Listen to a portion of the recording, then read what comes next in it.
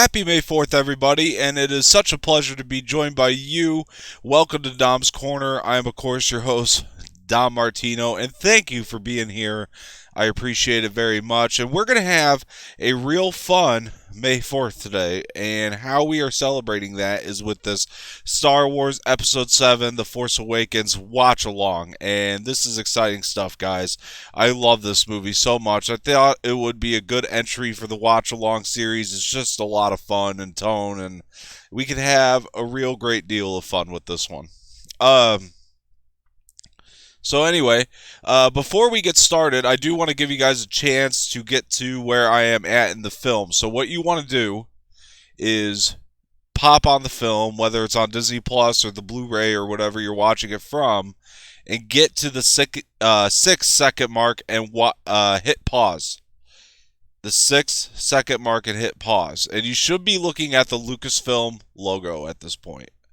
So go ahead and do that. And before we get started, I did want to highlight one of the top comments from yesterday's show, and this comes from Johnny Woofy. And thank you for tuning in, Johnny. I do appreciate it. And I hope this is a place that you could come to nerd out and have a lot of fun. And I hope you're watching today.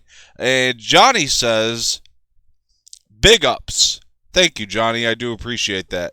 And then he also added cigarette ashes. Now, I'm assuming, Johnny, that you're referring to the little dots that were on the screen right around this area-ish. And I'll be completely honest with you guys. Okay, so this border that I have around the screen here with the stars is self-made. You could probably tell, obviously, it's not very good. That said, in order to make this border, I had to take a rectangle, right? And then I had to put another rectangle into that.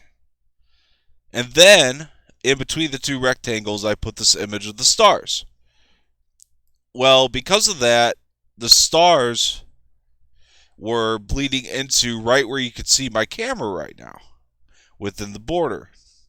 So I had to cut it all out. And anyway, I had missed a few stars on the bottom left-hand corner here, and I do apologize for that. And that is what happened there, Johnny. So just to explain that for you, they were not cigarette ashes, although they really looked like they were. So I understand where you were coming from there. So, but thank you for watching anyway, Johnny, and commenting and the compliment. I do appreciate that very, very much.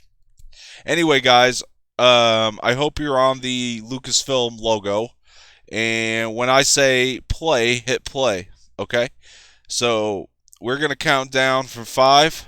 And then once I say play, hit that play button. And we will start this film. I am so excited to watch this with you guys. I hope you are too. This should be a lot of fun. And hopefully, later on tonight, we will also have the next part of the Battlefront 2 stream. So keep an eye out for that. That's only if all goes well. I had explained on the show yesterday that I was having technical difficulties with the program that I use to stream the game. So hopefully, it will all be better today. So, without any further ado, let's count down from 5. I hope you guys are all paused at that 6-second mark. And here we go. 5, 4, 3, 2, 1, and play.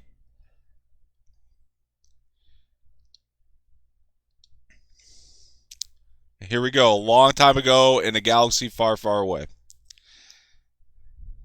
And then there's the opening crawl.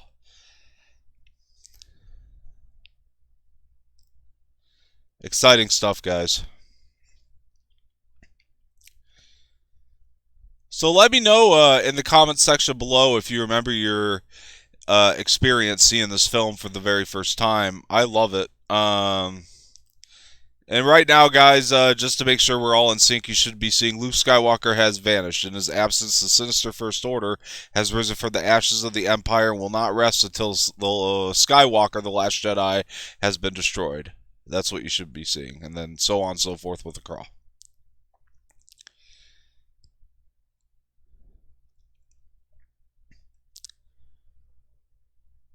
I'll never forget going to see this film for the very first time. It was opening night, which was hectic, and I went over to my buddy's house, and he and I had watched all the films together to get prepped for this one, and we couldn't seem to find a good time to schedule going to see it together. But he had just happened to have been home that night, and so I went over to his house, and man, I was sick as a dog.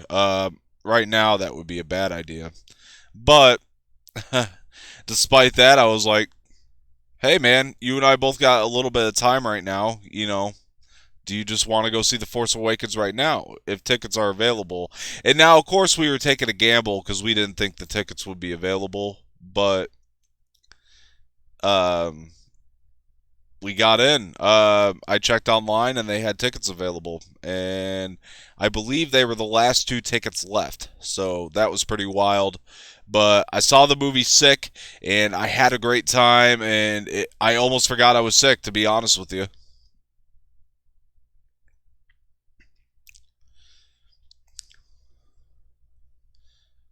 So obviously, what we're looking at here are the new stormtroopers that belong to the First Order, and I will never forget seeing those for the first time and thinking, I, really not knowing what to think because they were so new, and I didn't know anything at this point. Nobody did. We didn't know about the First Order. And rest in peace, Max von Sydow, who plays Grand Lord Senteca in this movie.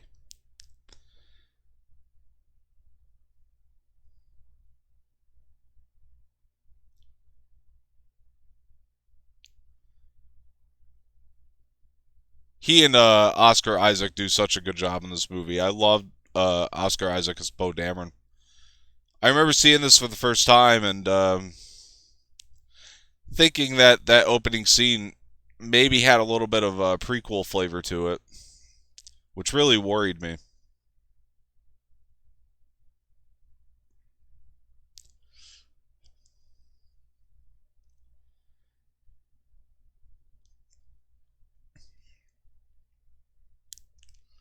I'll never forget just falling in love with BB-8 in this film. Such an adorable little droid. And of course, here comes the troopers. I thought this was awesome. First time I saw this, I was like, man, we got some pretty good action right there toward the beginning. I also probably didn't know how to feel about it because it had been a while since I'd seen anything, so exciting in a Star Wars film when I'd seen this.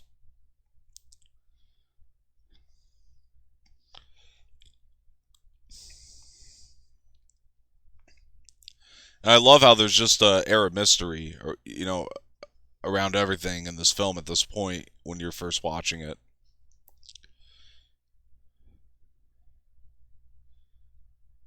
But I thought this was a really cool way to kind of set up Poe's character. Um,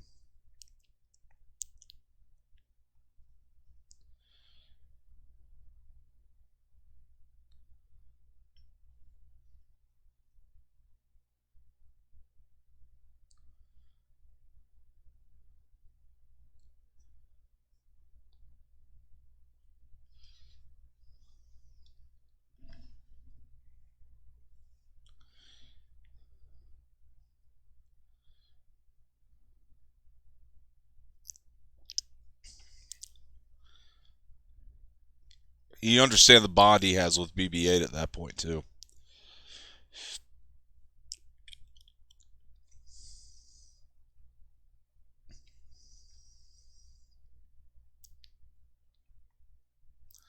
I like the blood on the helmet. It kind of reminds me of Wilson from Castaway a little bit, but very cool. Very cool look. And of course, this stormtrooper is FN 2187, who we find out a lot more about later.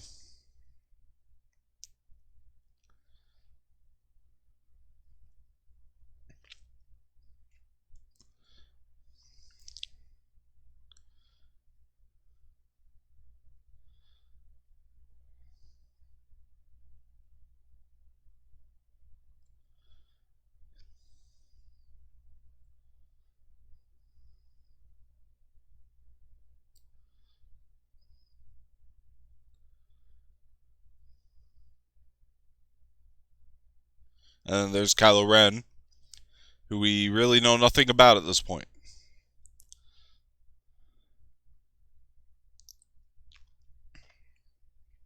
I love this line.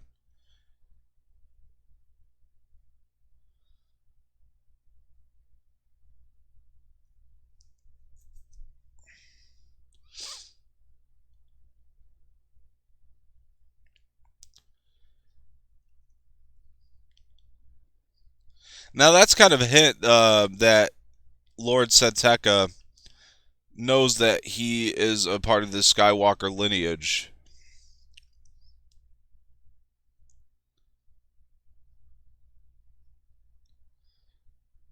And maybe some of the audience members guessed it at that point too, since he had spoken about how Leia was royalty to him. And man, I do kind of wish we found out a little bit more about that Lord Senteca character before he ate it, but I thought that guy was kind of cool.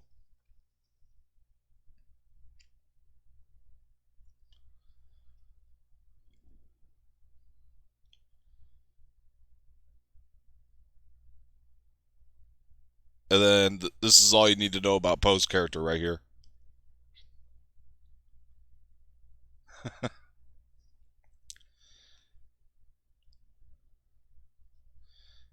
He just that's what he does. He bluffs. He's quick on his feet. He's smart. You know, you understand that character in that moment.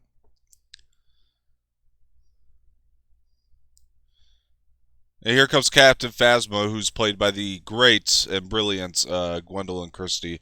For those Game of Thrones fans out there, and I do wish that this character would have gotten a little more substance to her, to be honest. I know that there's the novel, which I have not read. I do own it, the Phasma novel.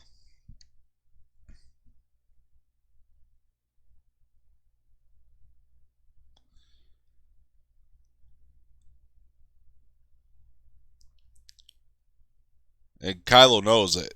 He didn't shoot at that point. He did not follow orders. He was scared. He backed down.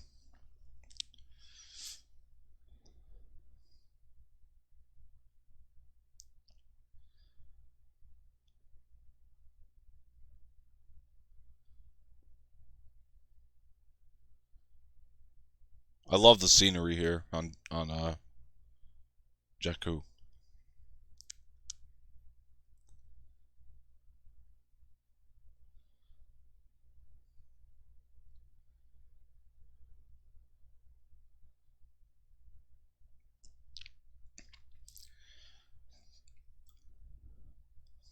I remember seeing the ship for the first time and thinking, okay, yeah, this is a little more closer to something we'd see in classic Star Wars. That made me very happy.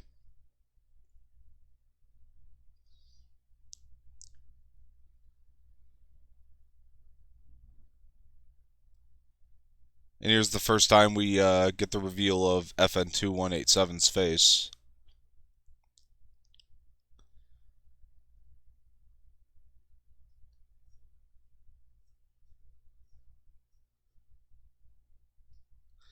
Even though Phasma didn't get a lot of character development in these, the way Gwendolyn Christie plays her is still very good.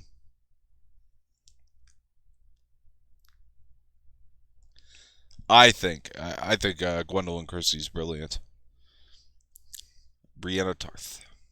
And now here is our first look at Rey. And of course, at this point, we have no idea she's going to be the main character.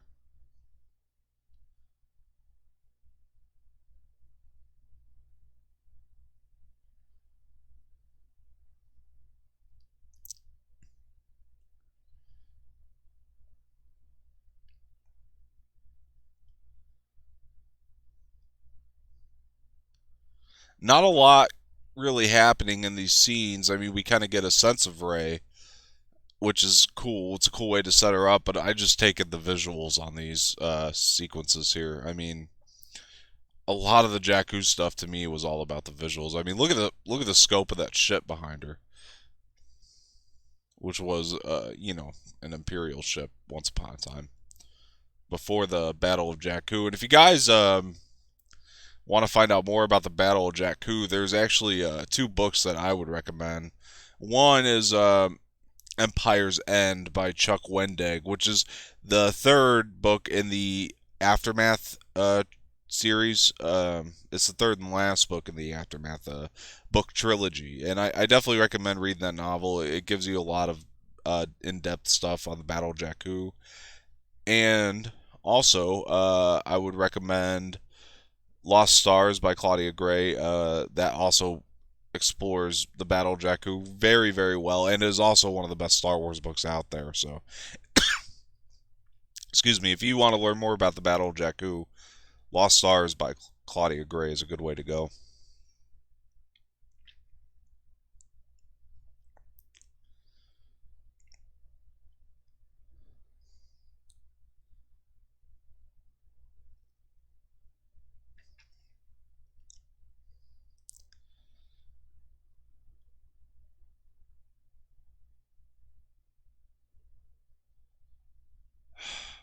The visuals are just great. I mean, I know it's like not a lot is going on, but the visuals kind of keep you sucked in on that. This is a very pretty movie, that's for sure. J.J. Abrams directed the shit out of this thing, so.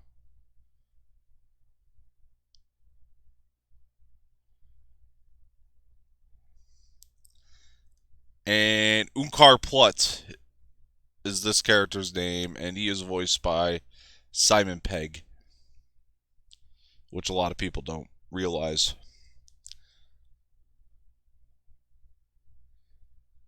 As far as aesthetic for character goes, as well as Simon Pegg did in there, I think that he's one of the least visually stunning looking characters, I suppose, or alien characters.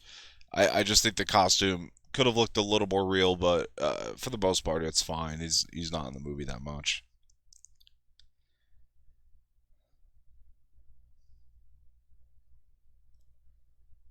I like this. We've never really seen this before. How the food just blows up like that.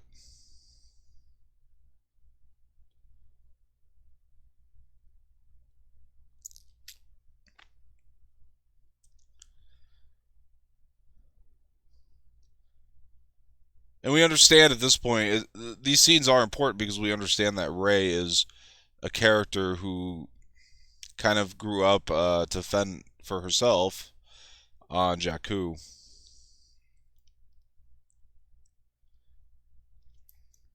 Another good sort of predecessor to this, where you can find out a lot more about the Battle of Jakku, is actually the Star Wars Battlefront 2 campaign, which we're obviously going to play through on this channel, and that's that's a lot of fun.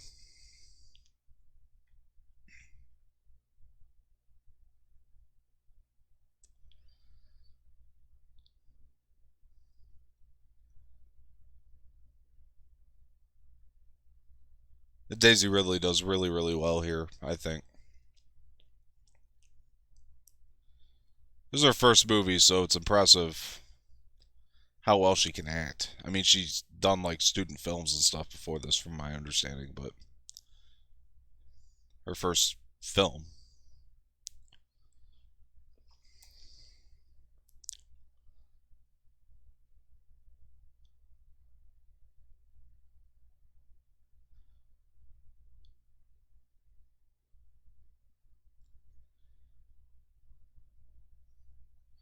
I thought that line was a little derivative of Harry Potter a little bit when Harry Potter's talking to the snake, and then he sees that the snake was like bred in captivity or something. And he looks at the snake and he's like, me too.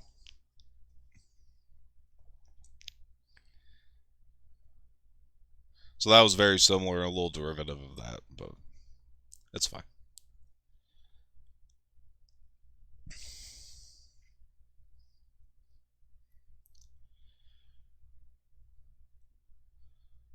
So some pretty good character development for Rey right there, where she's, we know she could talk to droids. She obviously has had to fend for herself for most of her life.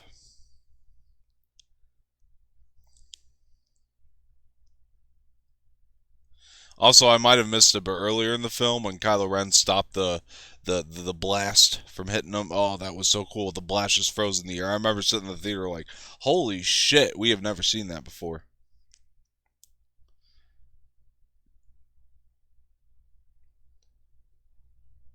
And this is great too. I love the sound design in this when he's, excuse me, holding out his hand to use the Force. We never heard that before in any other Star Wars movie, so it was pretty cool to hear.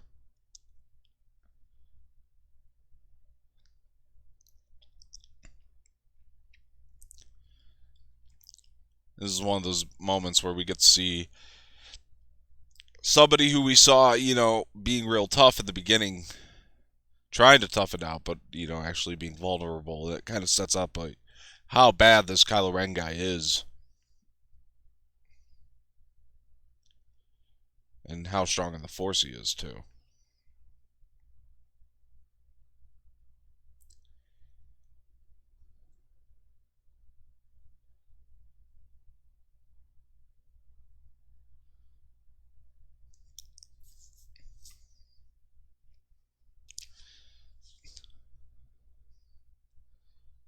And now we know that Rey has been just kind of waiting on her family to come back and get her. Uh,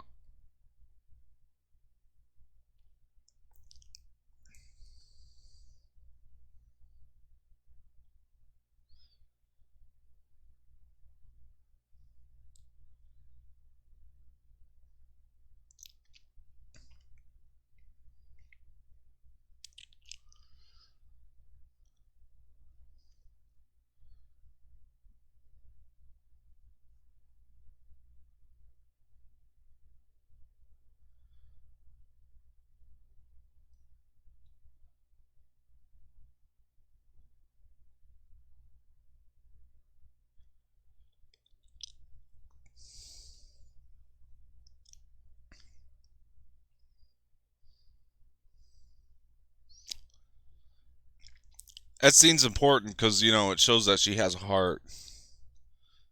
She didn't want to give away the droid, so.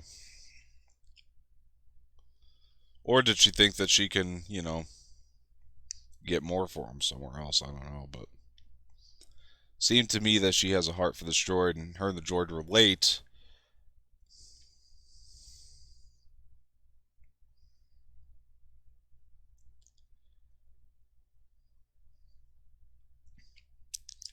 And of course, this sets up the dynamic between FN 2187 and Poe.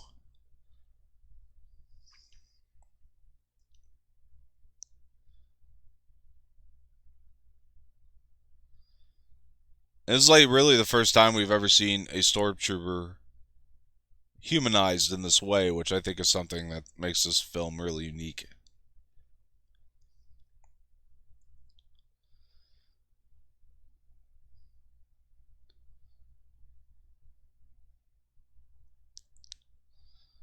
I mean, I think it makes a lot of sense that at some point there would be a stormtrooper who really didn't feel like he belonged there, so he broke out. It's probably not even the first time it's happened, just the first time that I know of in canon.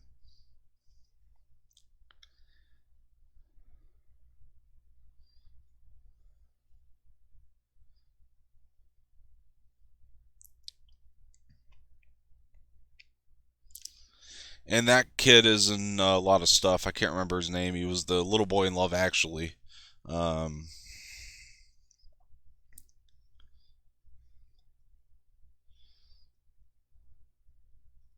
he's in Game of Thrones as well.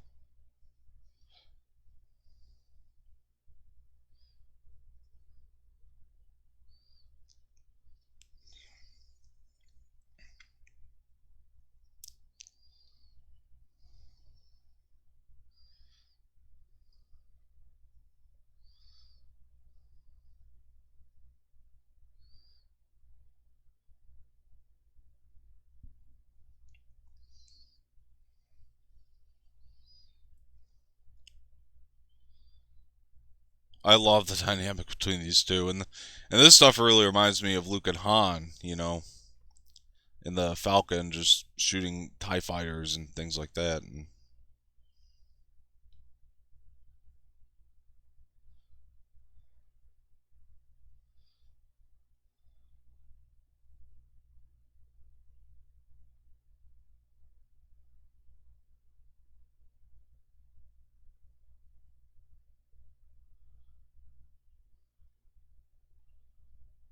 of course, he named him Finn here, so we no longer have to refer to him as FN2187. It is now Finn.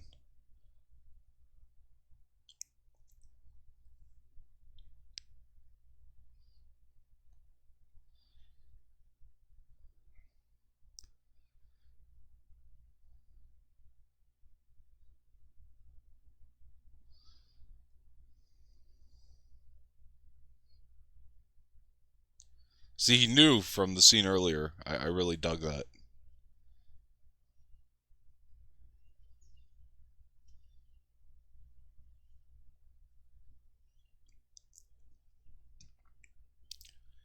All the lens flare in these shots, though. It's J.J. Abrams' specialty.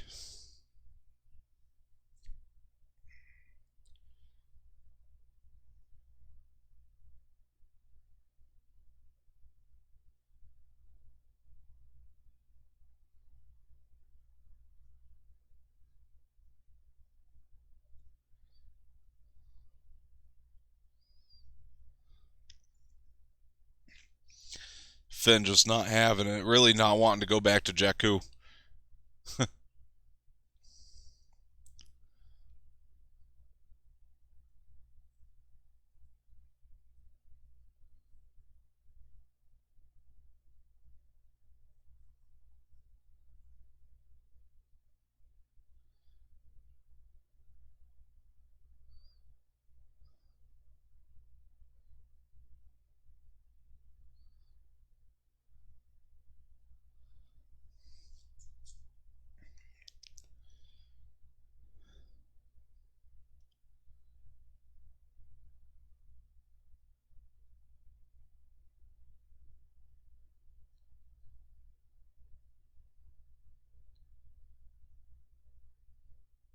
I was looking at the scope of Jakku and how great it looks.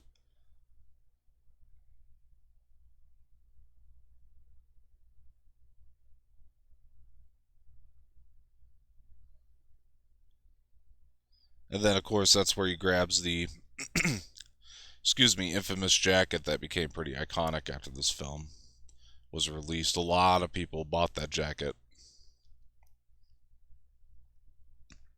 It's a really nice looking jacket, though. I like it. It's Star Warsy enough, but it's also something that you could wear in real life, like in your everyday life. It's just a really classy leather jacket type deal.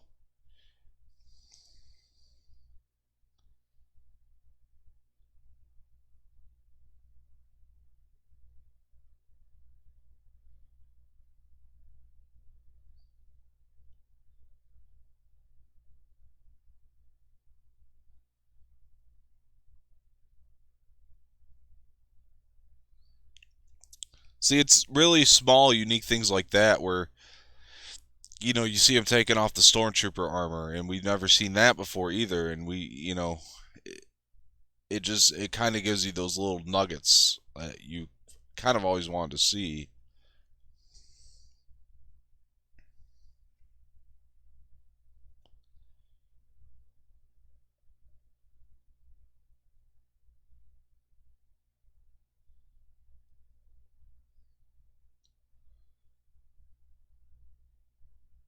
The scope of Jakku in this film kind of reminds me of the Knights of the Old Republic game, like the scope of Tatooine when you would walk through it. Such a good feeling.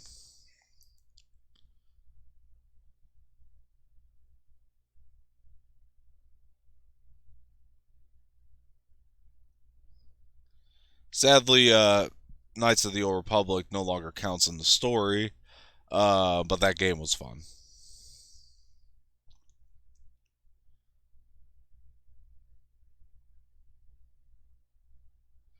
There's General Hux, who later on in the series becomes a cartoon character, if you ask me.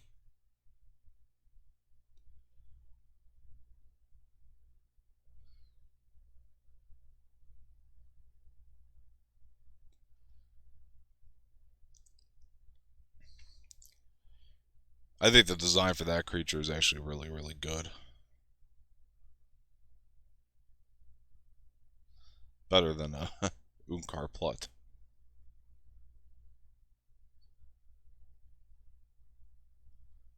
Most of the creature and alien designs in this are awesome. And see, again, we're kind of setting up Rey we're kind of setting up the fact that Rey is really good at combat. She can fend for herself. Finn goes to help her, and obviously she's just got it down already.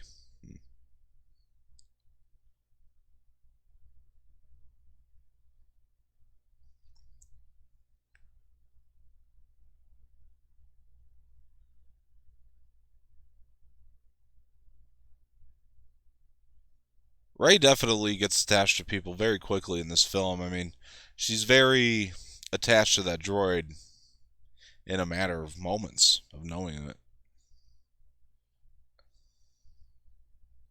I mean, she's getting ready to kick some ass for that droid. Because the droid told her that he was wearing Poe's jacket, obviously. So, right here is kind of, to me, what starts the real humor with BB-8, where he's, shocking Finn, and just the little things he does like that. I actually really love this. This is kind of one of the first moments where I really started falling in love with this droid.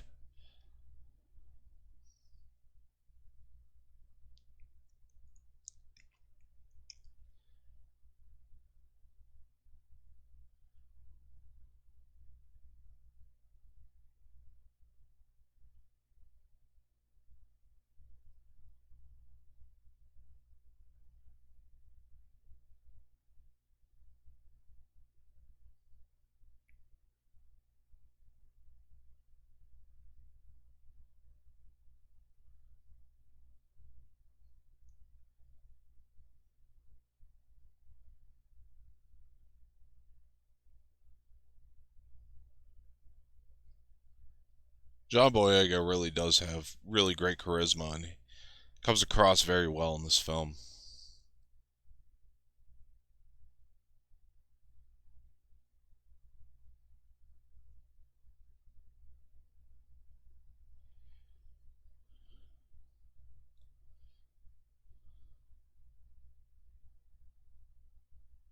I like that too. Learning that Luke Skywalker's real just excites Rey, because we saw the little rebel doll that she had in her hut earlier. So I thought that all really made sense. Obviously, Luke used to be a rebellion fighter, so.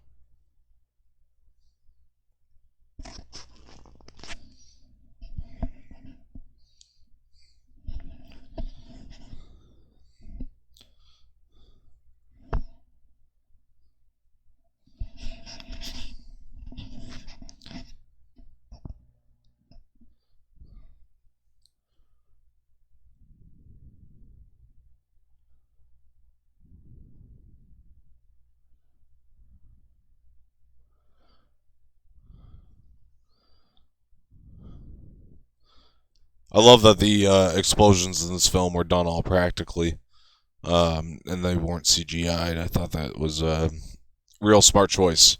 Reminds me of the original Star Wars films. That's obviously why they still look so good until up until today, because they were all done practically, or at least majority of the effects, and kind of the same thing here.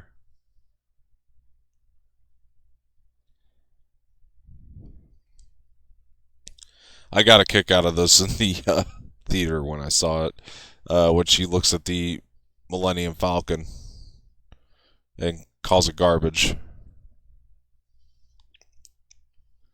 I think a lot of people got a kick out of that in the theater. The garbage will do. It's a good line.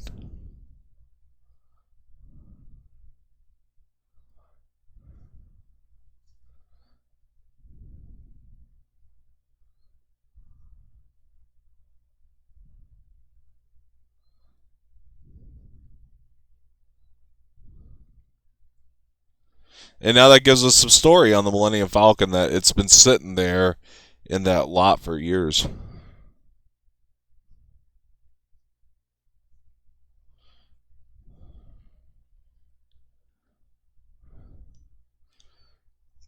And now we also know that Rey is a good pilot. So, well, kind of good. She definitely knows how to fly. Just hitting a lot of stuff on the way, and has obviously never flown the Millennium Falcon or something as advanced as that, which I kind of enjoy that consistency. It's like even though she's a pilot, doesn't mean that she can fly everything. Um, Not right off the bat, because if you remember in Star Wars Episode IV: New Hope, Luke and Obi-Wan had to hire Han, even though Luke was a decent pilot. They still had to hire Han to fly a ship as advanced as this one, because Han just happened to be a even better pilot. So I kind of like that there was struggle getting the Millennium Falcon off the ground, even for Rey, who knows how to fly things.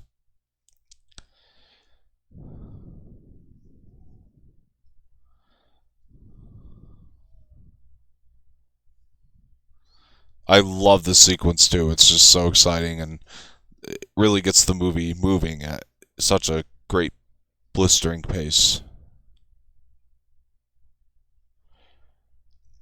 And it sets up the dynamic between Rey and Finn very nicely, I think. And again, this reminds me of Luke and Han, shooting the TIE fighters in A New Hope. And it just really gave me a lot of nostalgia in this moment.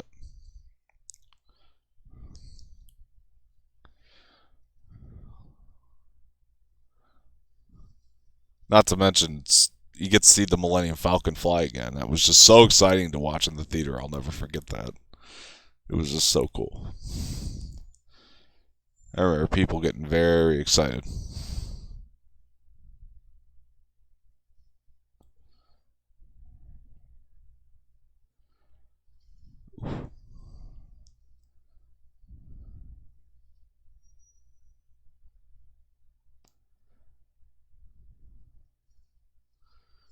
This movie just has one of those tones that just really works and it really just hits with you or resonates with you. It just immediately feels classic, and it feels like the original Star Wars film, Star Wars Episode IV: New Hope.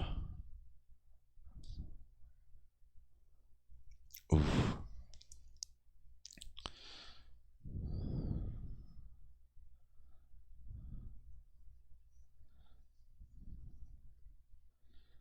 The sound design just continues to amaze me in this film too.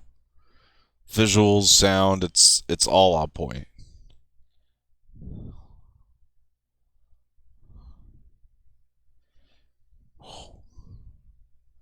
I'm just taking in this scene, guys. I'm sorry, I love it. Oh, and this is the best. The Falcon just falls and he just takes a shot, and oh, I love it.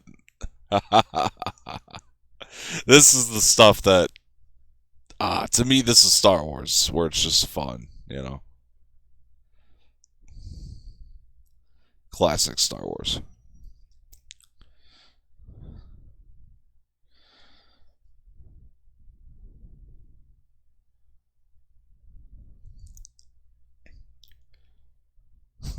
I like that they're just both so excited at this point.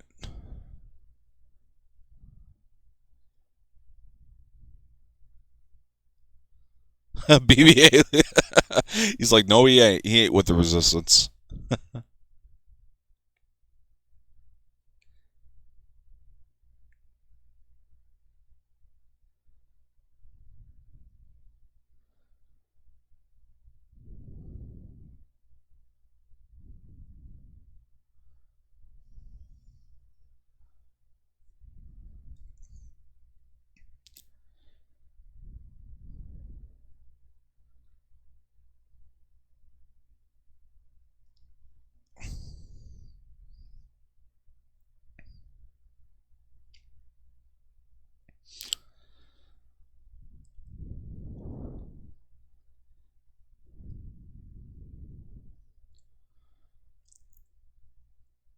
I believe this is Kylo Ren's first temper tantrum.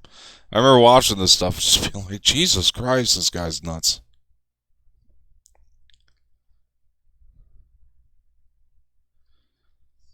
I mean, Vader was bad, but Vader he can get angry, but there was times where he was a lot more calculated as to where Kylo Ren's more of a broken villain.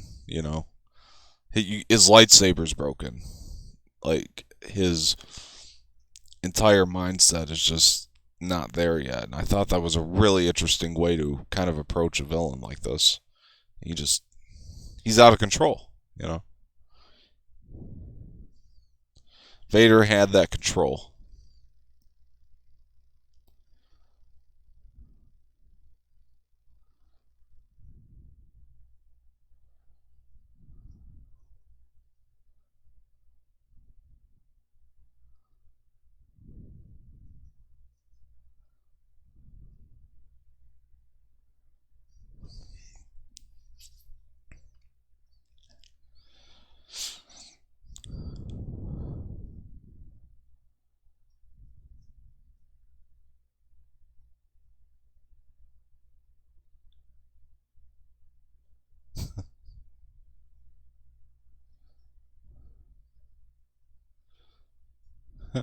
How were they to figure out something was up there, though? I mean, come on.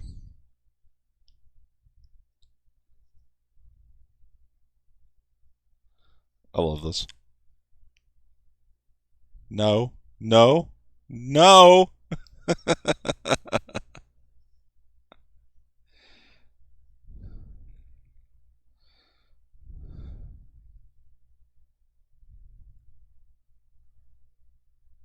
love that.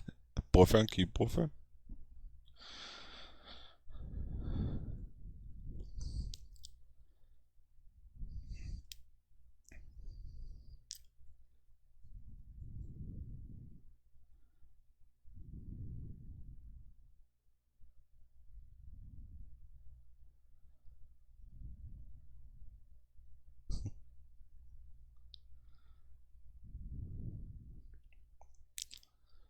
Very reminiscent of A New Hope from when the Falcon was getting sucked in.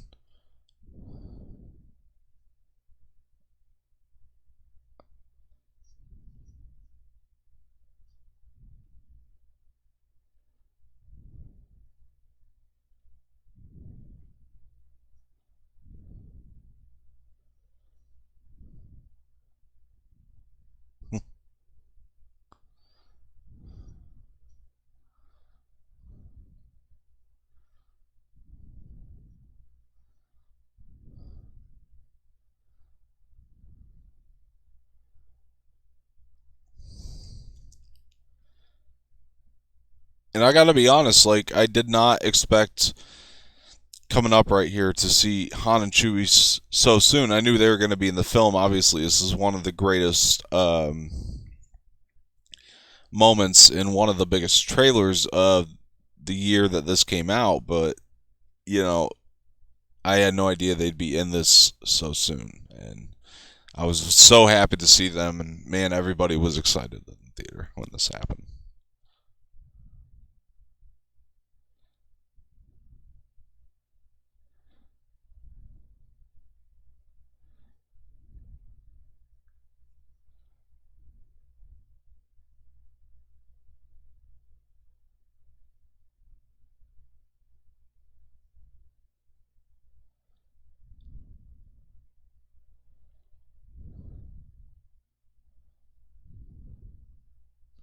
And Chewie looks a lot younger for some reason.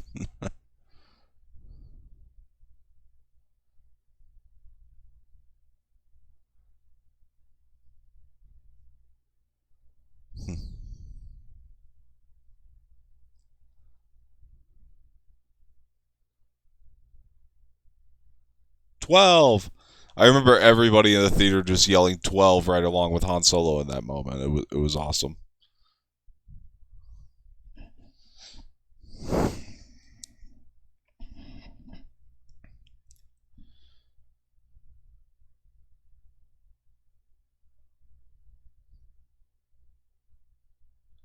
God, and Harrison came back into this, and he is playing Han Solo. Like, There's no doubt about it. There is something to the. I know Harrison Ford's performances are all very similar, but there is something to the Han Solo character, and he is playing Han. Like, there's no doubt about it. And he really gave it 100% in this movie.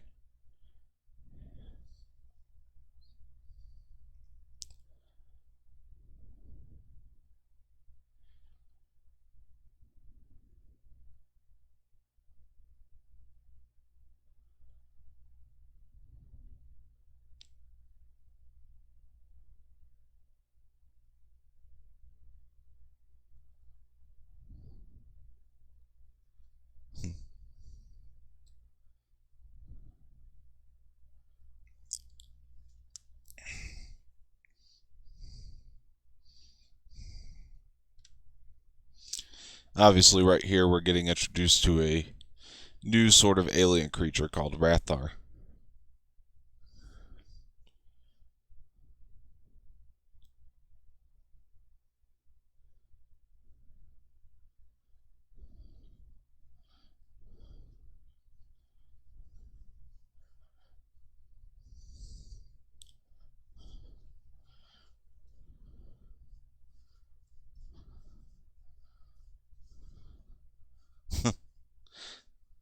I like that.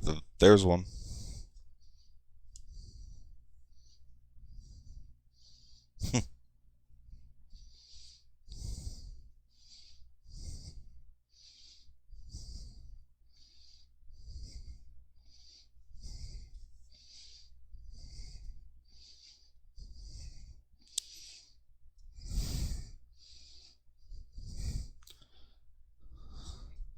I actually really like this gang. I like the look of them. I found the scene to actually be quite humorous. It was a lot of the classic Han Solo type stuff, you know.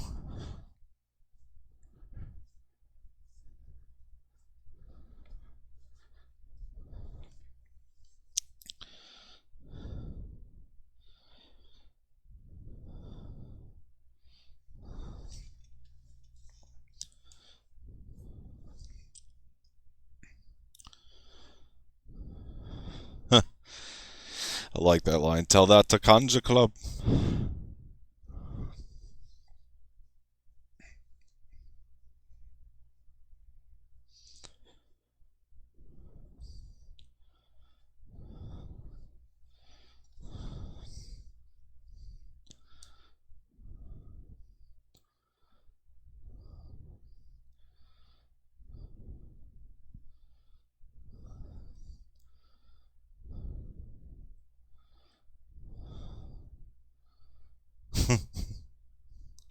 Yeah, I like how even Chewie nodded. He was just like, yeah.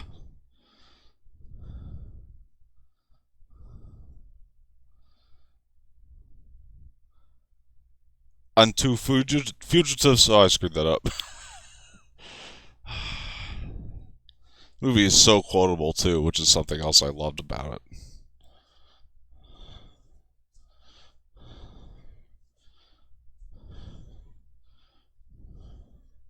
I like how they actually had the aliens speak different languages. It hasn't always been the case in all these.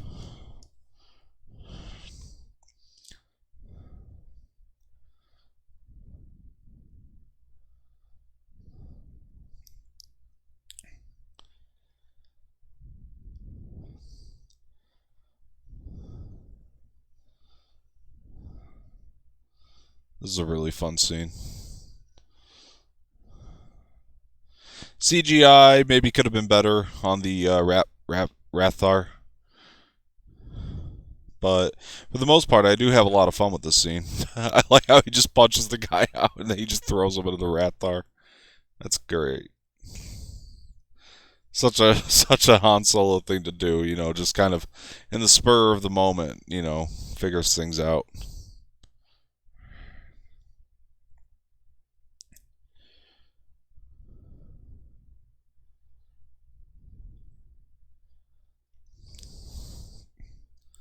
So, guys, don't hit pause or anything. I do have to use the restroom really quick, so I will put the logo back up and just excuse me while I do that, and I'll be back momentarily.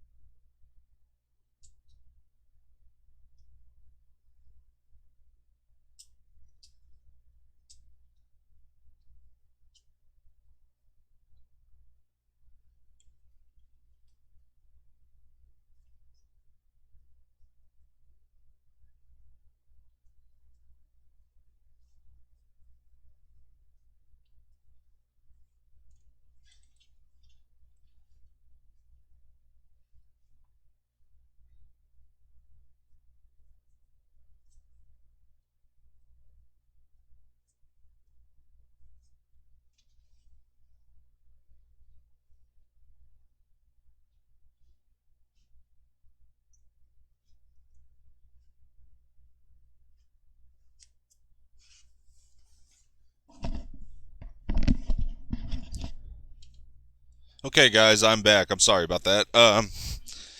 So to kind of give comments on the moments I missed, I did love the part where she just looks and tells him, compressor. I think that's pretty cool. Just further goes to show you that she knows a lot about flying, and it kind of gave Han that inkling too. So thought that was pretty cool. It's kind of like somebody from a younger generation explaining to somebody from a older generation, how to use an iPhone, or something along those lines. So,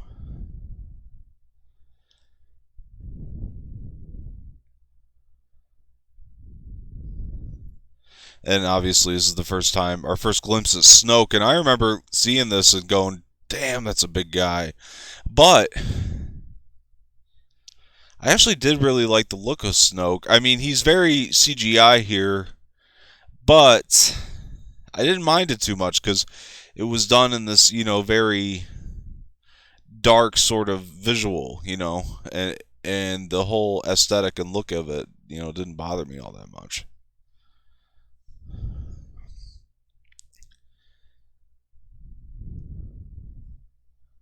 And then right there, you just see he's a hologram. You're like, oh, okay, I get it.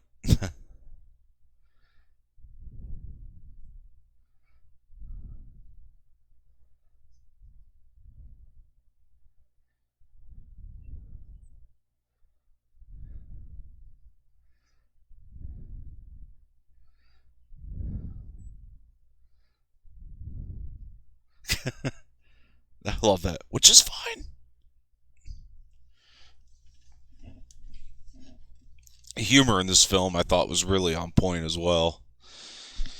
To be completely honest.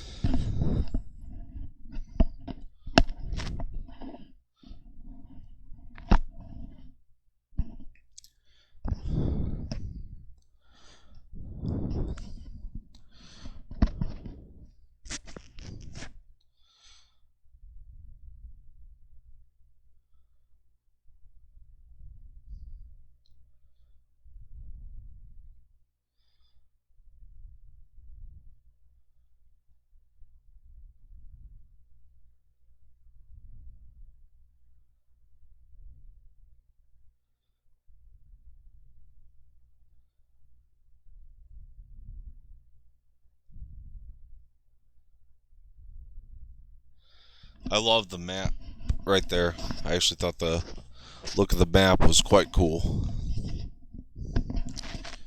Sorry, guys, I'm trying to adjust my headset here too. Never really quite got readjusted.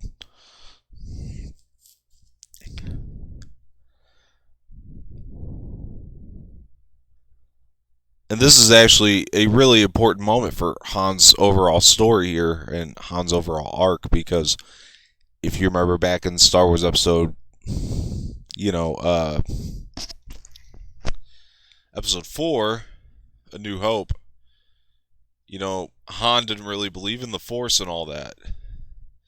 And here, he really does confirm that. He does, and that's something I think as audience members we've always kind of wanted to know. I mean, how can you not after seeing the things that Han Solo had seen, with Luke and all that? But Han Solo's a very stubborn guy, so you would think that right around here, anyway, or at least at this point in his life, that he would. And here's confirmation that he admits to the Force being a real thing, and he believes in it now, and it's something he acknowledges. I did really enjoy that.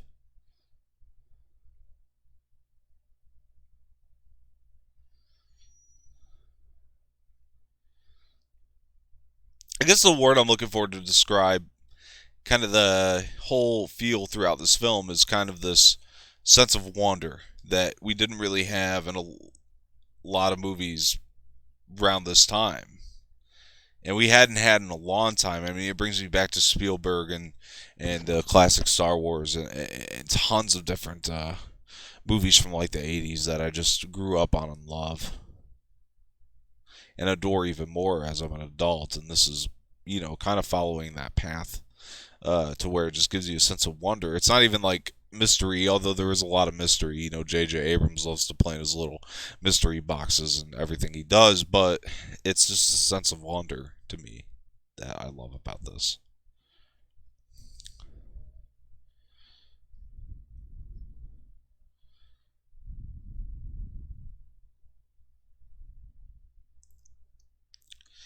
And we didn't really have that in the Star Wars prequels, I don't feel like. Not the way that this film does it and the classic Star Wars films do.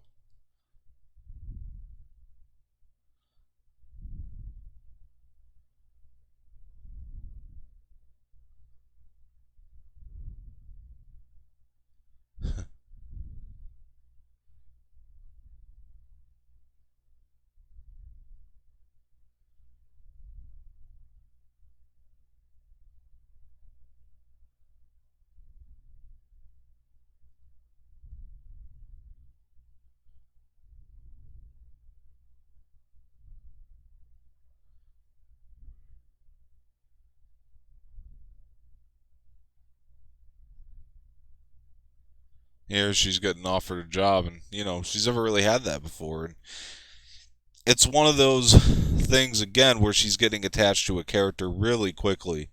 But you really understand this one because nobody has ever given her that kind of respect, and so it makes a lot of sense for her character in this moment.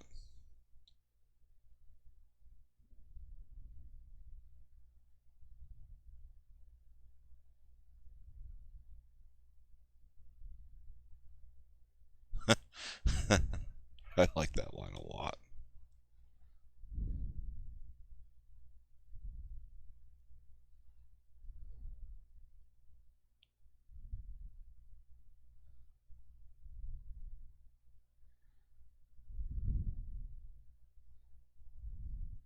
And then up there at the top of Maz's castle, some of those flags are, I think all of them maybe, are from pod racing, which we know from Star Wars Episode I, The Phantom Menace.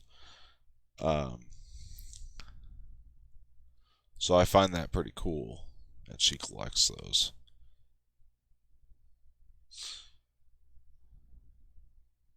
And this scene obviously is such a callback to the cantina scene in Star Wars Episode 4, New Hope.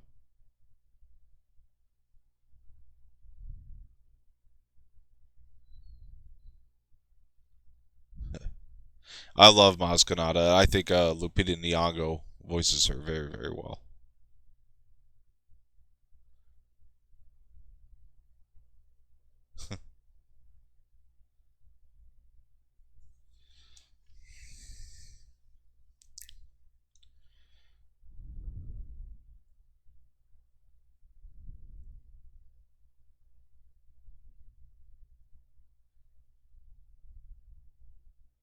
These two on the couch look a little more Star Trek to me.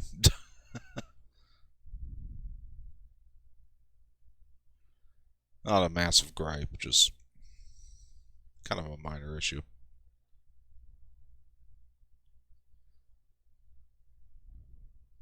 I do. I like that the aliens are, speaking different languages in this film, for the most part. Like this gal looks a little more Star Trek to me, but J.J. Abrams is a Star Trek fan as well. Obviously, he directed two Star Trek films before this, so I understand. I'm just not a huge Star Trek guy myself. I do like the original series quite a bit, but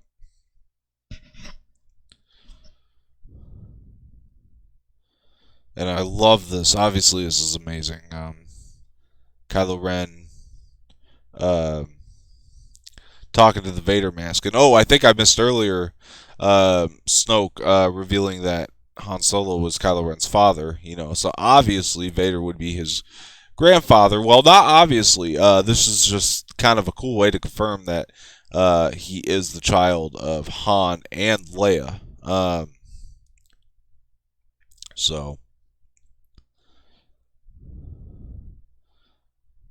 yeah, I found that to be pretty cool.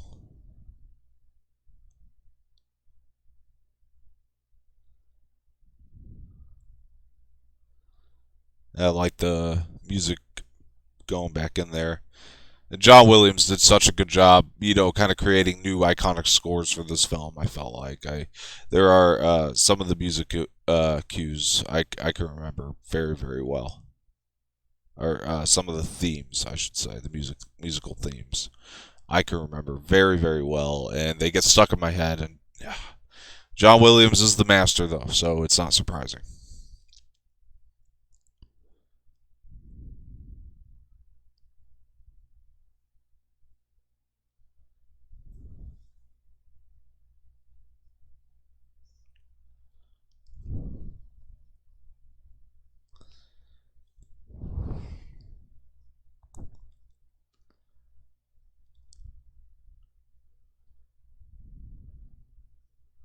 See, I like how freaked out Finn is here because obviously he knows firsthand how dangerous the First Order is, which is something that none of the other three at the table can really understand.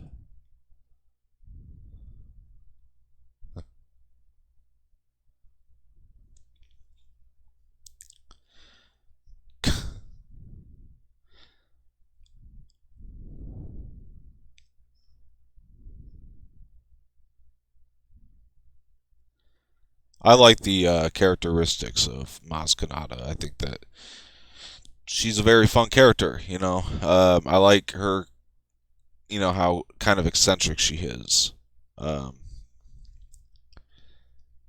I thought that was a really fun new addition to the film. And then yeah, Finn right here, he's obviously just confirming to her that, yep, you don't know it like I do, lady. Get away from me. You don't know what I know.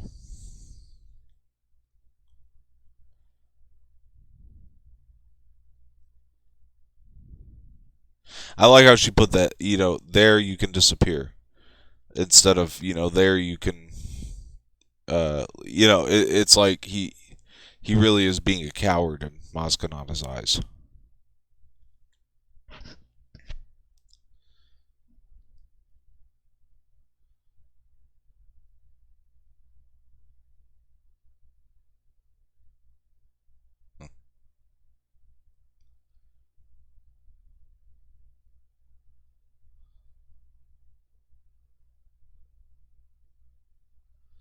And see, it just shows like how quickly Ray gets attached to people. But she's kind of been by herself this entire time, So anytime anybody shows her a bit of kindness, I think that it means a lot more to her than it would for the average person in this universe. So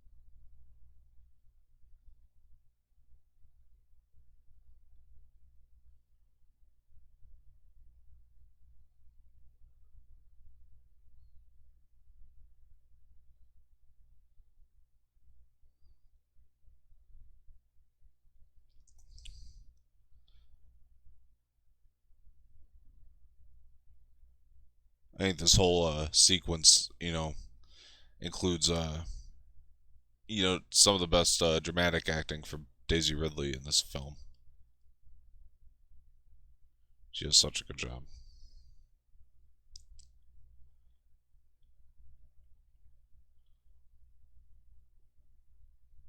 I'll never forget watching this for the first time, just feeling heartbroken that these two characters are splitting up now. Because I think it's more on the audience. I mean, because it's you really enjoy their dynamic together in the film, and it really makes things work. And I think you're just a little heartbroken by that.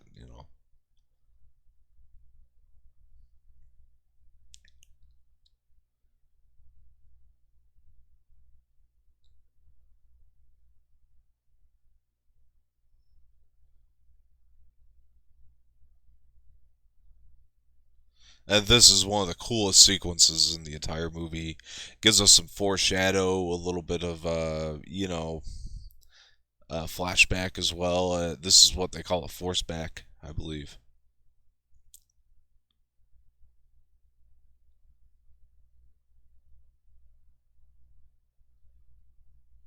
And she has this vision through this lightsaber.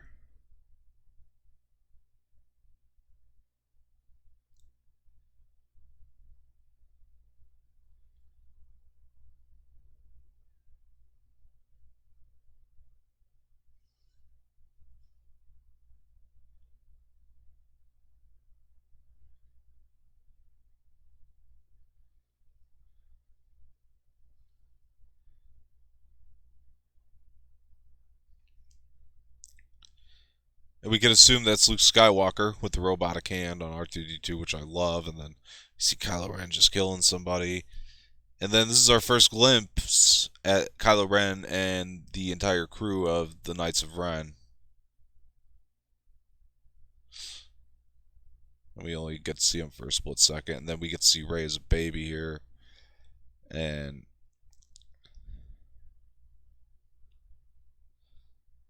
I like that that ship actually became important later in the series.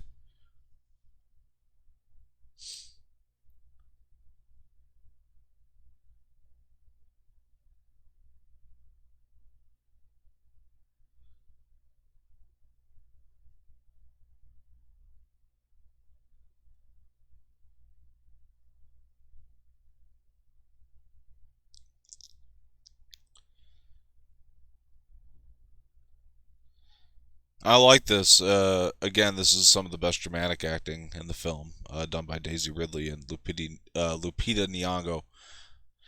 Does great voice work with Maz. But anyway, it's just Maz confirming to Ray and confirming to the audience that it doesn't matter what you were waiting on in Jakku if you thought your family was coming back. It's all about kind of moving ahead of that. The Force has called you. The Force has called to you through the lightsaber, and you need to take that opportunity. And it really is the start of Rey's journey here. You know,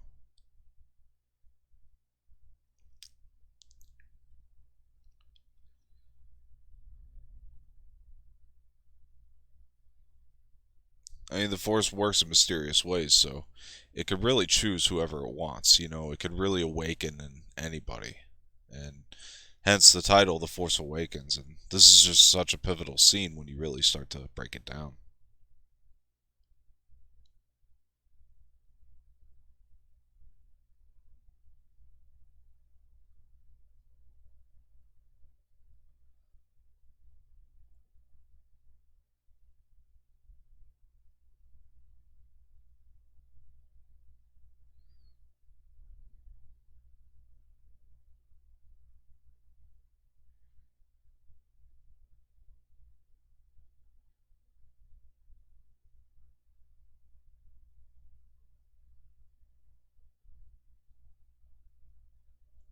I really like the look of Starkiller Base, and I really dug this scene. It was kind of Hux's best moment, I think.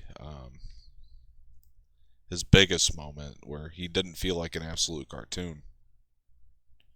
He's actually quite intense here, which I dug.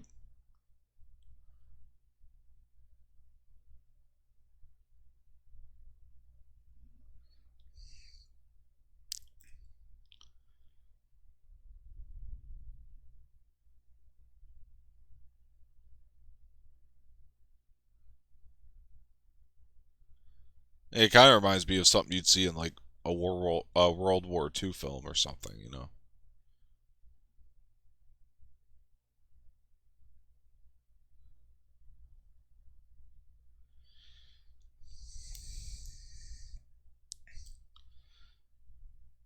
And we could see Starkiller Base in action and how much more powerful it is than the Death Star. Although, let's be honest, it's kind of another Death Star. It's just called something different, and it can blow up 5 planets at once. But you got to go bigger, I guess. But whatever. I thought it was a little cheap. Um, but I did enjoy seeing just like the terror of the people here coming up on Hosnian Prime. Um,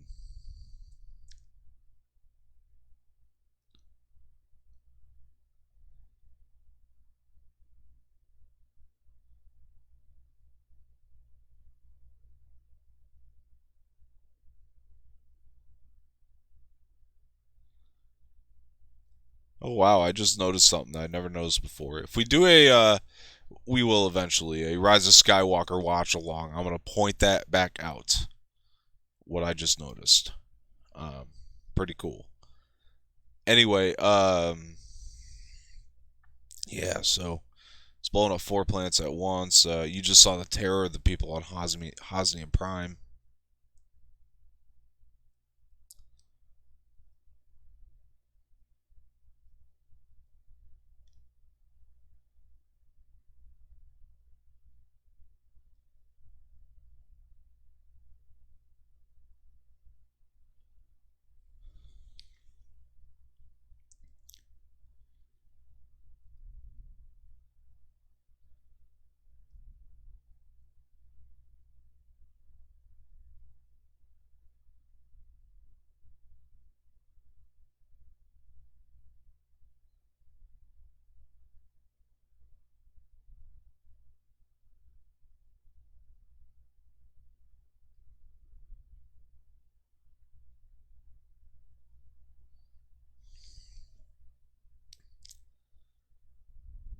I love that shot of the ties coming over the sun.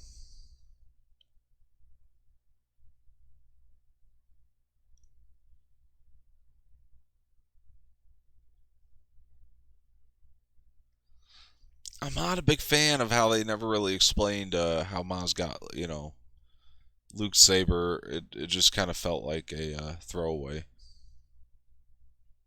thing.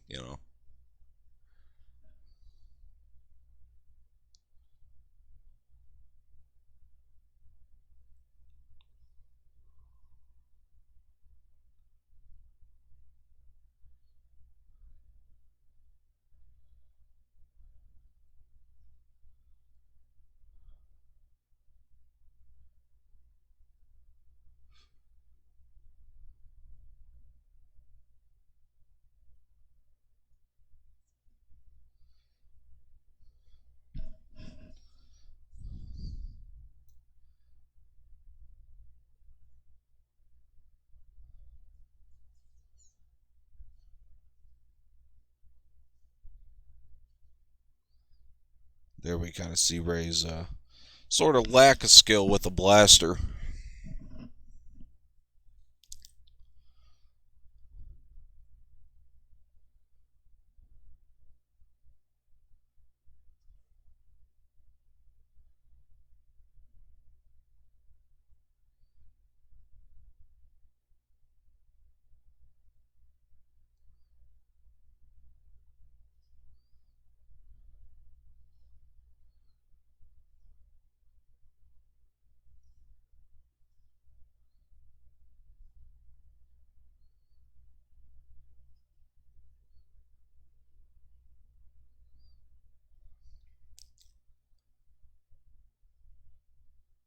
Oh, I love the stuff with the lightsaber. It's such a good action sequence coming up here, and I do love the moment coming up with Rey meeting Kylo Ren. I think it's such a pivotal point for those two characters, and it really, starts up what we kind of know now, which we'll talk about on the other watch-alongs a little bit further. But hey, listen, guys, don't pause the film again. I'm just gonna take one more quick break.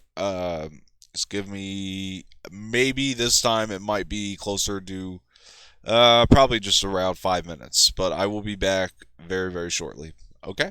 I'm just going to throw up the logo for you guys.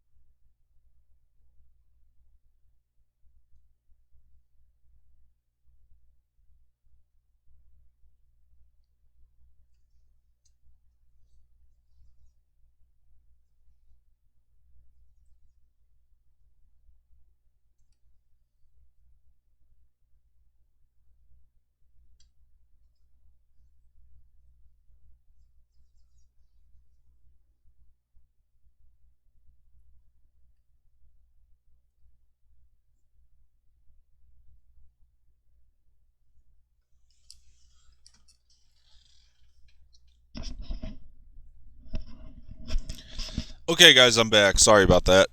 So to cover the stuff that I wasn't here for, um, I did love the moment of the resistance coming in. I thought that was awesome stuff. I remember that gave me goosebumps in the theater, and still does to this day when you hear the music kick in. I think it's one of the more iconic scores in the film that John Williams had done. I just think it's great. And then here's the moment where Rey first encounters Kylo Ren, which obviously is one of the most important relationships throughout this trilogy. Um, I really, really enjoyed this stuff, though.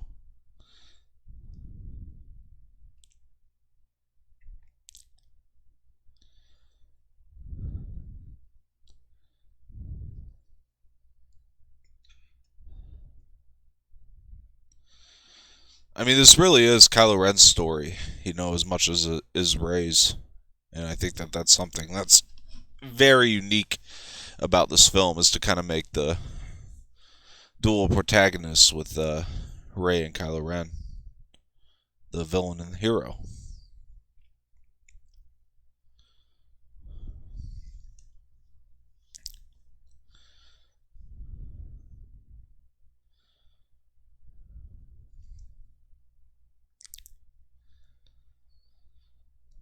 Finch is very upset. I thought that was a real sweet moment.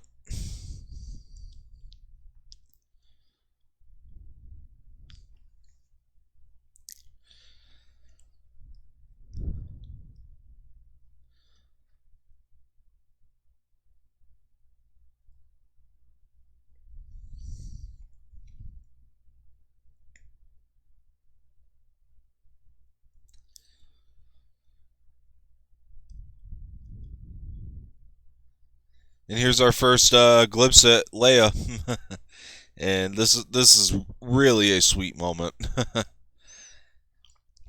I like 3PO cutting in between them as he usually would.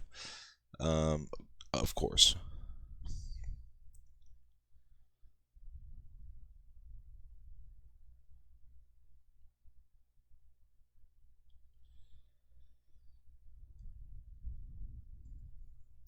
I just like that little minuscule sort of detail of 3PO having the red arm. It means that he's been through stuff uh,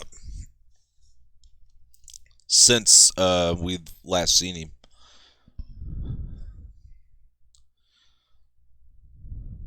Yeah, I like Chewie hugging Leia. That's such a nice moment.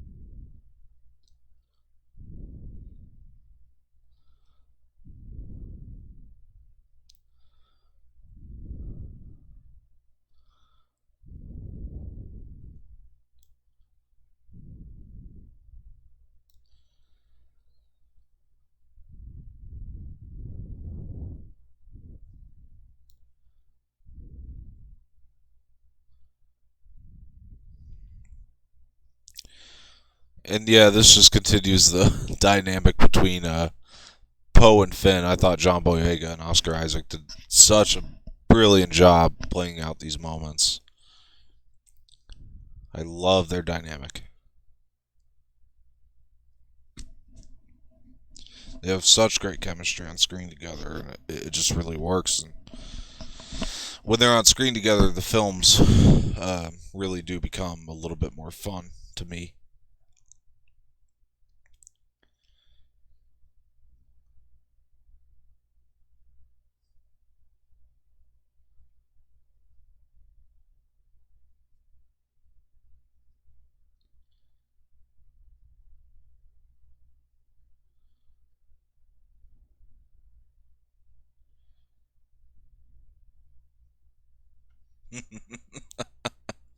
I like this lady.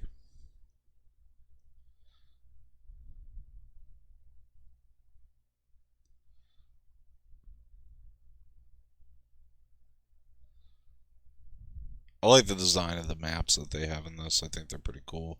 That one obviously looks a little more like something you'd see in the classic Star Wars films, maybe out of Return of the Jedi.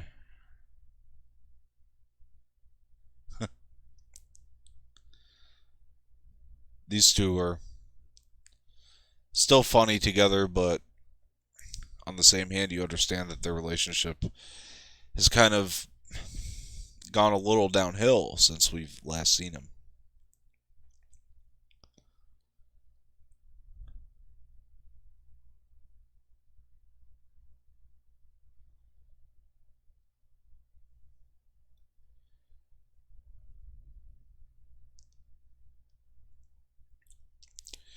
A really good book to, kind of see how if you want to spend more time with Leia as being a general, and it really does explain kind of the politics that are going on at this point in the universe. I recommend Bloodline, also written by Claudia Gray, just like Lost Stars was. It is such a good book. It's obviously one of my favorites. It really goes into the Hosnian Prime stuff, and you really get to see how important that planet was, and it gives you more. It's definitely more of a dramatic effect when you see it get blown up by Starkiller Base in this film. But spending more time with Leia and how her and Han's relationship was, and there's a lot of interesting stuff in there. Like you find out that Han was kind of absent as a parent. They were both kind of absentee parents because Leia was dealing with the political side of things. Han was out scavenging, and so they just kind of sent Ben Solo off to train with Luke as a Jedi. So no wonder he felt so abandoned. But that's such a good book for fans of the original trilogy and this trilogy, and just for fans of Star Wars in general. Highly recommend Bloodline by Claudia Gray.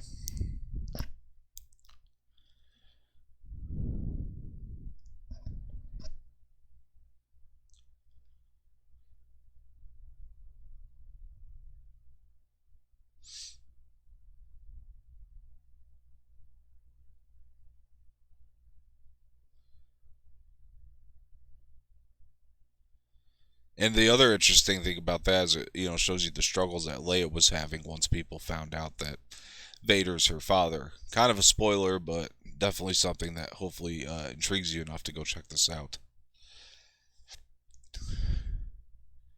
And this is setting up the dynamic between Kylo Ren and Rey, and you really get the sense that he treats her kind of like royalty. Like he doesn't want to hurt her in this moment.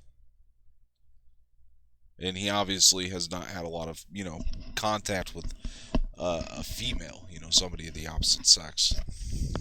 Kind of the same for her, and you see the way that she looks at him. He's not this ugly monster that she thought he was once he takes the mask off. I just think this moment is so great.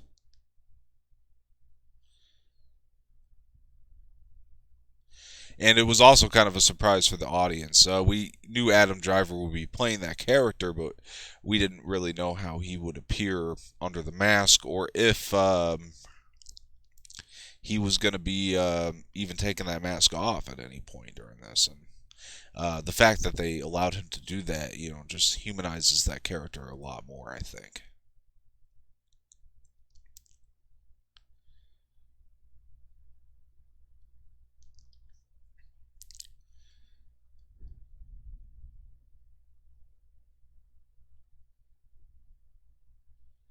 And one of the more iconic lines that I think is in this entire trilogy, and even in all of Star Wars, is Kylo Ren's "Don't be afraid, I feel it too." I really love that line. It's the way he delivers it. Adam Driver is such a brilliant actor.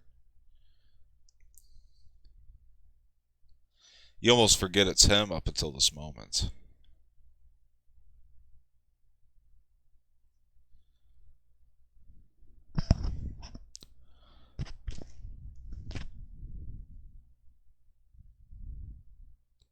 It's right here, the line. I love this.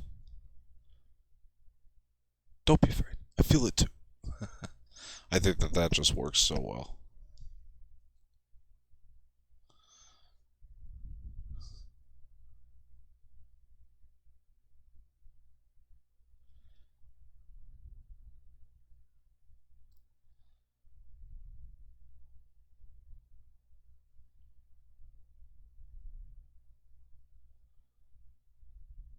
And you really do. I mean, you see it. He's the son of Han Solo and Leia Organa. You know, he looks like a boy. He doesn't look like a big bad villain. I enjoy that, but he plays a very bad villain. I think the best performance in this film is definitely coming from Adam Driver, in my opinion.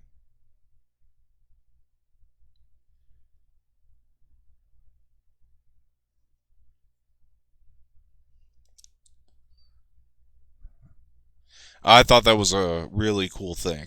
Um, I remember seeing that in the theater and going, "Oh shit!" Like, so she can actually use the Force back with them. And I just thought it was so cool to discover another Force user on the side of the Resistance in this case. I thought that was awesome. Such a great dynamic, and obviously the lightsaber called to her, but I didn't think that she would be a Force user, and especially not so quickly. And being able to get inside his head was just awesome.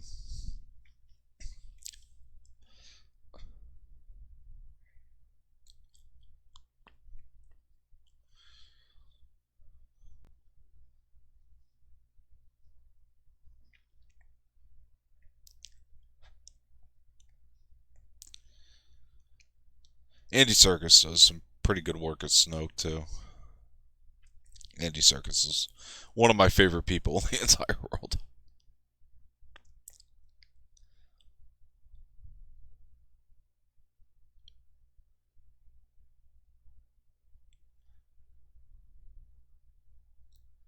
I think this is a great scene. And this is Daniel Craig, this stormtrooper, and I like the I'll tighten those restraints. Scavenge his skull. I thought that was so good.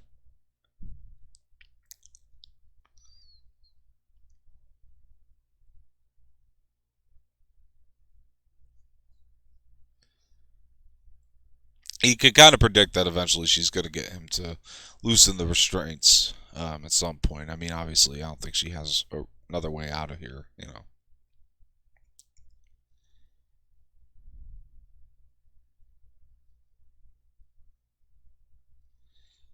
And now it's just another mystery box that you got to kind of open up and try to figure out, you know, like who is this girl, you know? And I think a lot of people's expectations kind of wavered within the 2 years between this and Episode 8, The Last Jedi, trying to figure out who Rey was, and you know, and maybe even came up with the answers that you know they were more satisfied with than what they had gotten in the actual movie.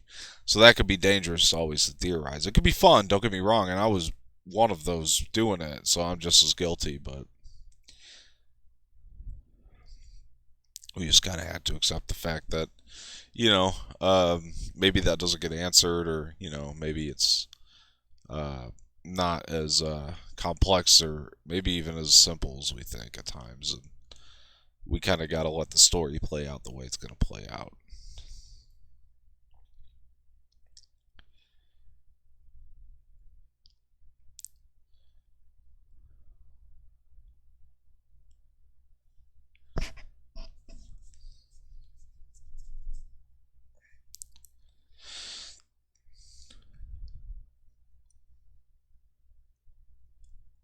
And so that just goes to show that Starkiller base is you know powered by the sun, which I thought was interesting.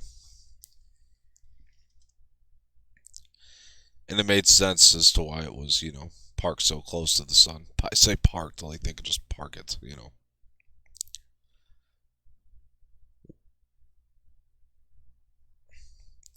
Orbiting so close to the sun, maybe, is a better way to put that.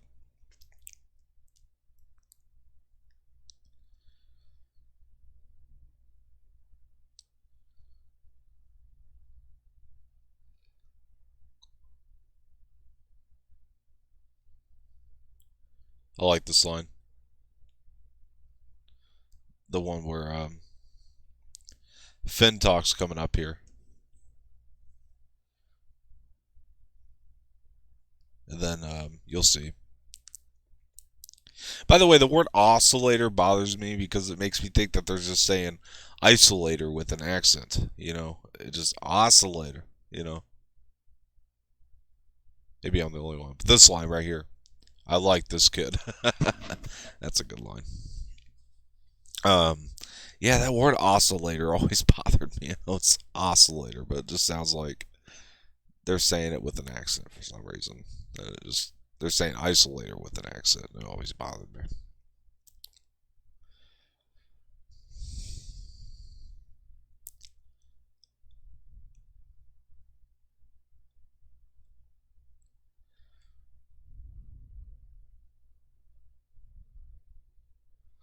I love the little shoulder, you know, hit. It's like, you got this.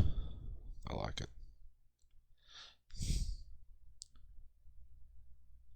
Then we get the March of the Resistance theme playing in the background here too, which makes this so much more awesome. I love that. Dun, dun, dun, dun, dun, dun, dun, dun, dun, dun, dun. I think that's pretty cool. It gives me goosebumps when I hear it. But especially that one scene earlier in the film where the Resistance came flying in, and you just heard it's the Resistance, and then the music kicked in. I think that stuff is just great. I really do love their dynamic, though. It's like they still do have this love and respect for one another. They just knew that, it couldn't work. I think they were just too busy for each other, to be quite frank. And then what had happened to Kylo Ren, or we find out his name was Ben Solo, but what had happened to Ben Solo, obviously put a damper into that, relationship.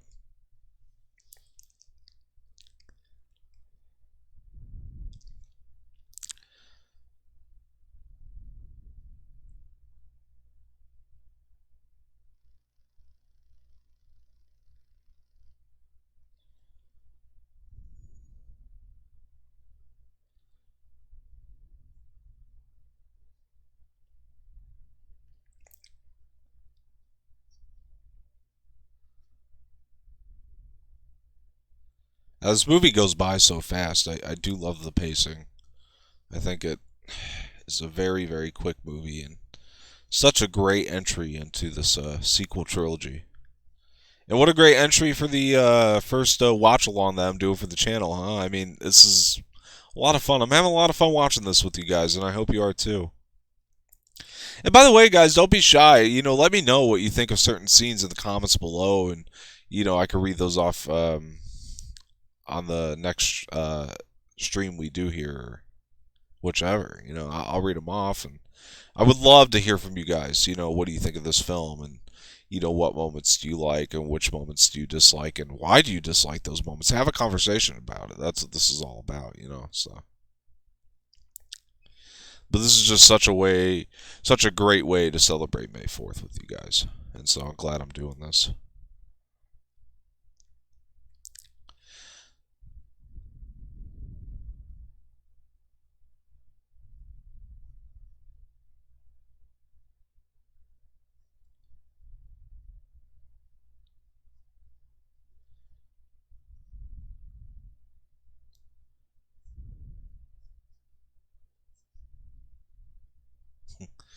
I like that. Sanitation? And this is the best. Oh, really? You're cold?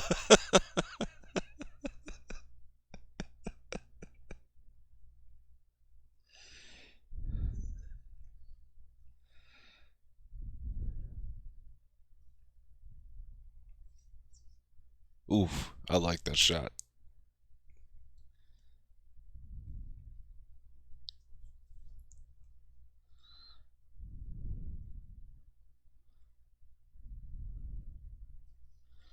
And Phasma does serve a great purpose in this part of it, just because it's such a great joke here.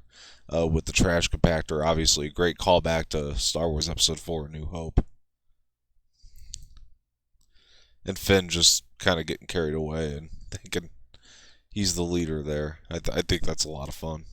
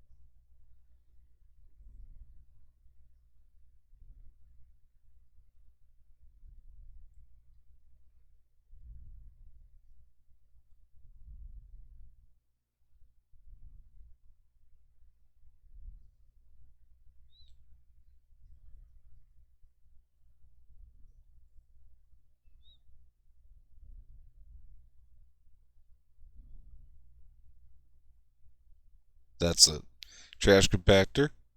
Yeah, there is. I like that.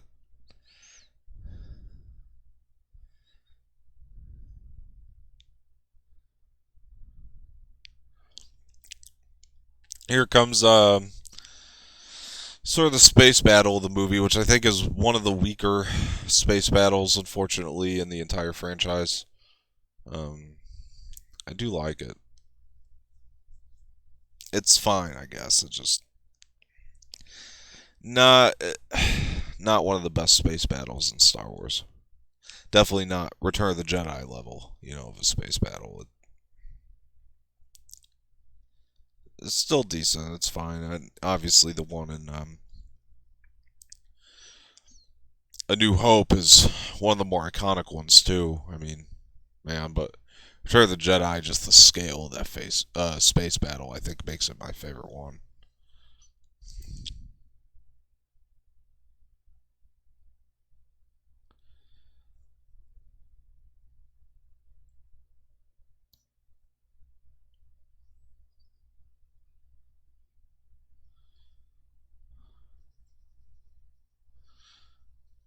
I do like that shot of all the ties coming in, though.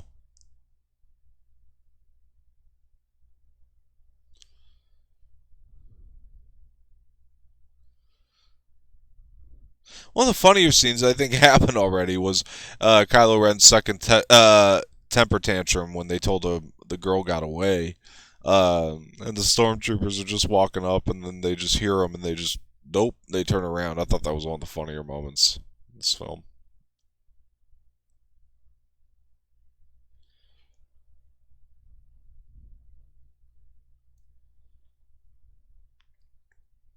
It was crazy when I went to go see this movie. The last Star Wars I'd seen was the prequels, which I don't hate all of those, but it still wasn't the Star Wars that I was looking for. And, my love for Star Wars had just kind of gone down. I find most of those films to be very boring. I mean, they have cool concepts in them, but it's not the classic Star Wars. It didn't feel like it anyway, and it just didn't give me what I was looking for. And I saw this, and it really reminded me of how much I love Star Wars and how great Star Wars can be, and it just rekindled my love for this franchise again. And I'm so grateful for this film for that, and I think that that's why it's a great way to kind of start these watch-alongs, because this film does mean a lot to me in the fact that it really did rekindle my love for this franchise. And I'm forever grateful to this film for that. Even though this film isn't as good as maybe I thought it was when I first saw it, it's still an amazing movie. Like it's so good. It's so amazing. It still holds up, and I still just as entertained watching it. But I've found some minuscule problems with it since I first saw it. When I first saw it, I was like, "Oh my god, it's utter perfection." Um, which I don't feel that way about it necessarily anymore. I found some issues that I've had with it, but it really fixed my relationship with Star Wars, I guess. And man, I was just at this point, I was like, man, now I'm willing to just see where it goes, and I'm gonna take this journey with it. As long as they can keep that kind of tone of the classic Star Wars that I love, and it still incorporates all the things that I love about Star Wars. I'm good with it now, and it just made me very confident that I was going to enjoy these Disney era films and the sequel trilogy, and I did. I really did end up loving the sequel trilogy. I think it's one of the best. And they really are. I mean, there's elements in these films that films nowadays just don't achieve for some reason.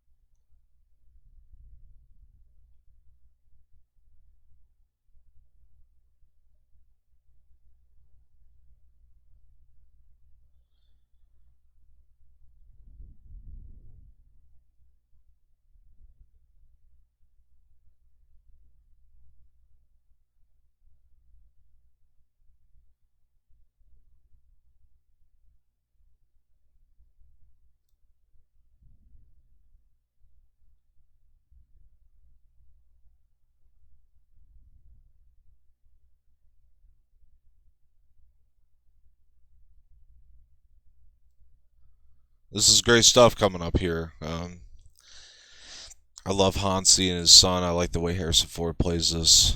Um, the expression on Harrison's face right there just tells all.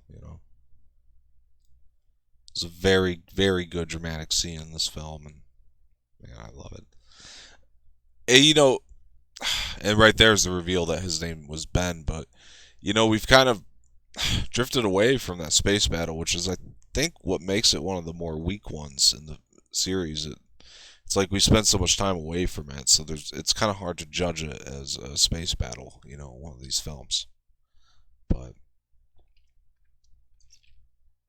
man, I'll take this stuff any day. Don't get me wrong. I love these sequences, and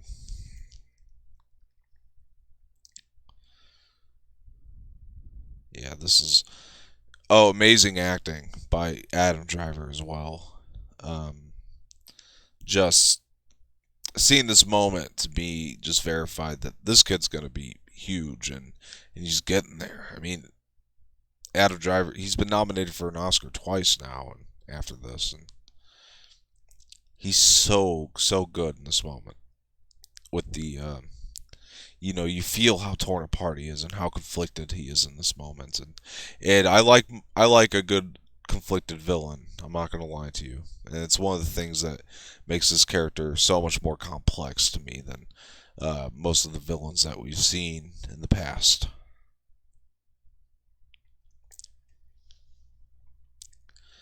Yeah, Adam Driver's incredible here.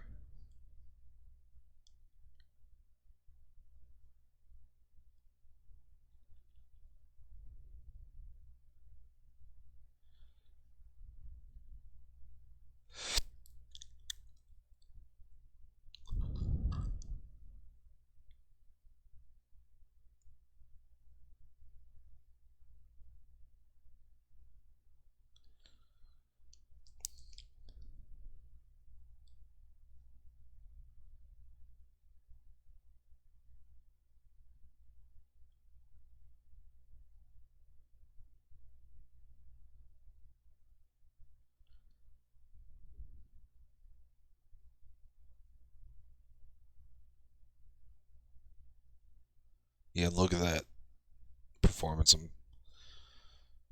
so immersed in this moment right now.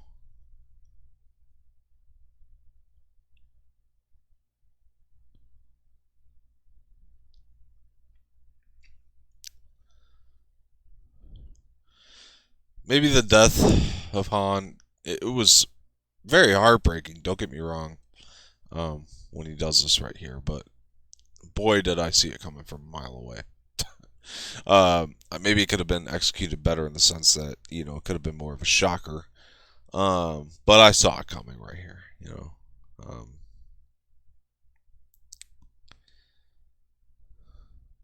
Which this is a very safe toned. I mean, it has a couple risks in there and surprises. Don't get me wrong, but it's very, for the most part, a safe sort of Star Wars film, and that's fine for the first entry to the sequel trilogy. I think it's perfect in that regard. That it was just they played it safe with this. They kind of gave us the feels of things we loved in the past and nostalgia. And obviously that didn't work for everybody, and they just wanted risks to be taken right off the bat or whatever it was that they wanted out of them. But I think it was smart to kind of give us the feeling that we did when we first saw Star Wars as kids. And I mean, some people, you got to remember, their first experience with Star Wars was the prequels. That's not the case with me, but if that was your first experience with Star Wars, then obviously you're going to have a different reaction to something like this that's more reminiscent of the originals.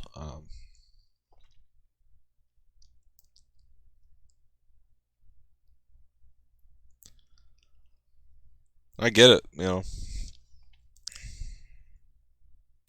I love Chewie's reaction, though, after Han's death. I thought it was awesome. Uh, God, him just blasting the stormtroopers left and right. This is great stuff.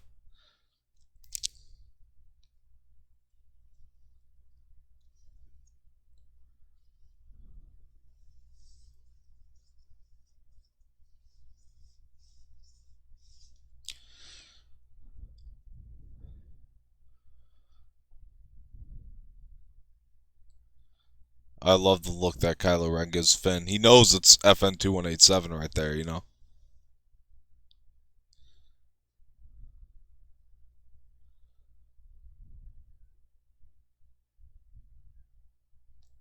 He was looking at him like, oh, I'm coming for you, man.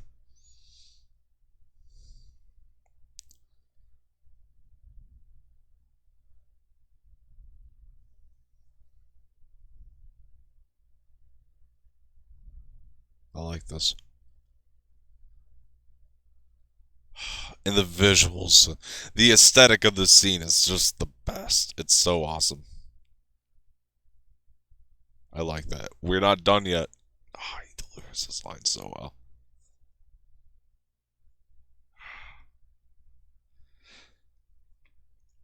That's one of the things with Kylo Ren too. He says quotable things, as a villain.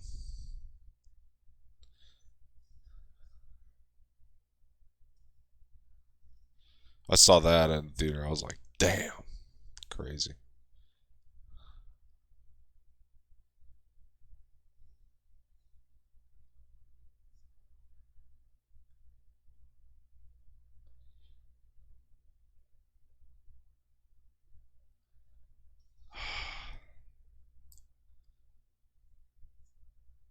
And we get the first lightsaber on lightsaber duel of the sequel trilogy right here. God, I was excited in the theater watching this. I was like, dang. And the sound of them is better than ever, and the look of the sabers are better than ever, and the whole aesthetic of the snowy forest is just awesome. I remember feeling really good about this. Like, I was so happy to spend time in the Star Wars universe again. I thought that was cool. How he used the side of his saber to burn the shoulder. I was always wondering how those would be utilized, when I first saw his lightsaber. Obviously, it's not a Force user and a Force user going up against each other. But it was still very cool to see. And then slashed it through the back, and I'm like, oh my god, he's going to pick up that saber. He's going to walk away. Right here. I was like, oh my god, that's a crazy ending to the film if that's how this happens. But then the most surprising thing happens, and I was like, yes, this chick is awesome when she caught that thing. Oh my god, that was It's probably the coolest moment in the whole movie is that saber flying past him and Ray grabbing it. It's like, oh man, it was cool. I did not expect to see this in the theater. Yes, such a good moment here. I've watched this scene so many times now. It's like I know it very well, but it still never fails to entertain me. I think it's one of the best saber fights in the entire Star Wars saga.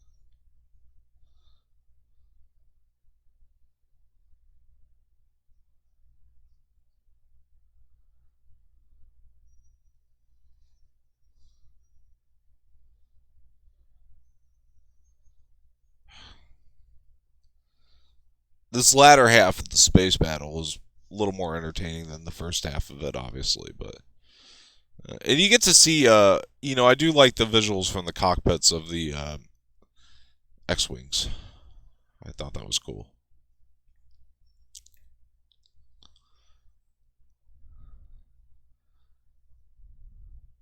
Very reminiscent of A New Hope, though. But it's just like I don't know. It's just they're just blowing a ton of shit up in the same area. It seems like, and it's not too entertaining to me. This fight is so good though, and you can tell the actors are actually doing them majority of these stunts. I mean, they definitely learned the combat with this stuff, which is how it should be. Um,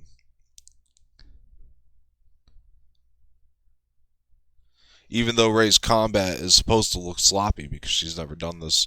I mean, she's been in combat before, but not with a lightsaber and not against a Force user. So I like that her style looks sloppy, and I think the choreography here is actually quite beautiful.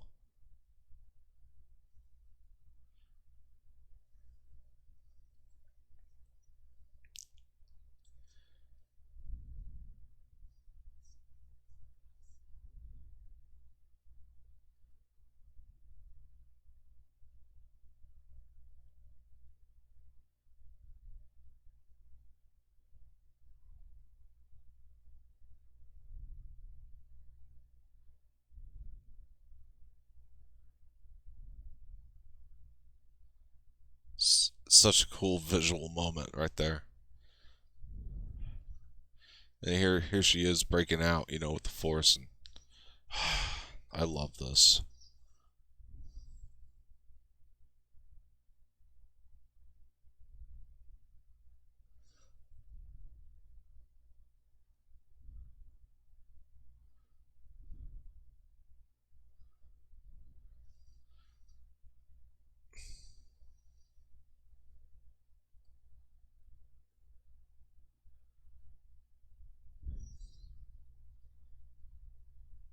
I think this is cool. The burning in the snow.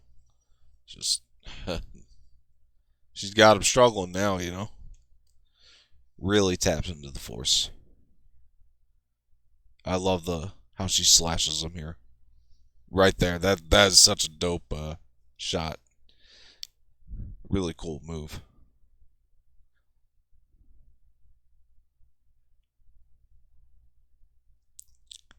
I love the way the blue reflects. Like you can really see the reflection of the blue on her, and you know,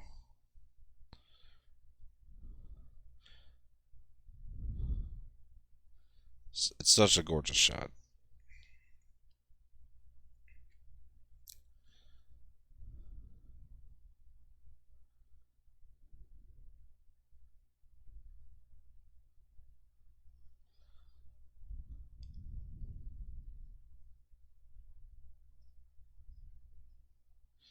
I don't know what it is about that line that I really love. The even Hux is gone. I just think it's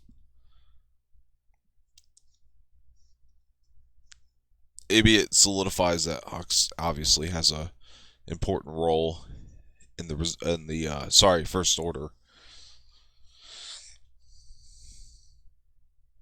Maybe it was just the way the guy delivered the line. I don't know.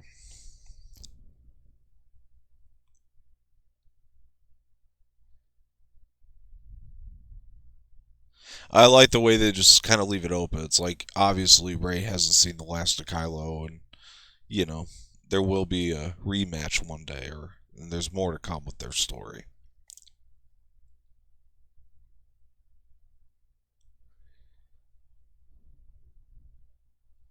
Even though it certainly develops in some surprising ways later on down the line.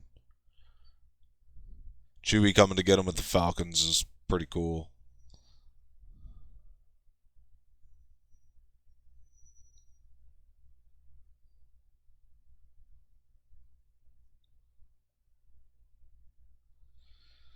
The space battle, it really.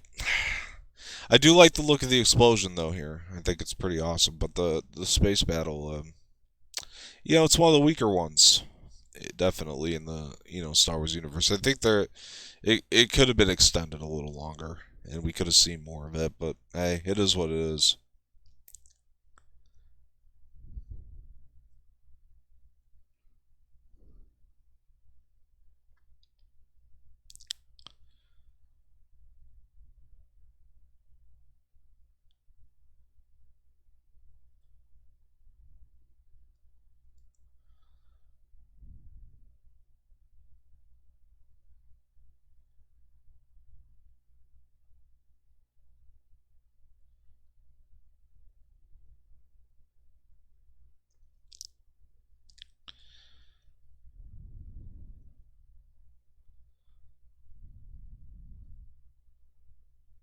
I think this is one of the sweetest moments in the entire movie. It's this hug,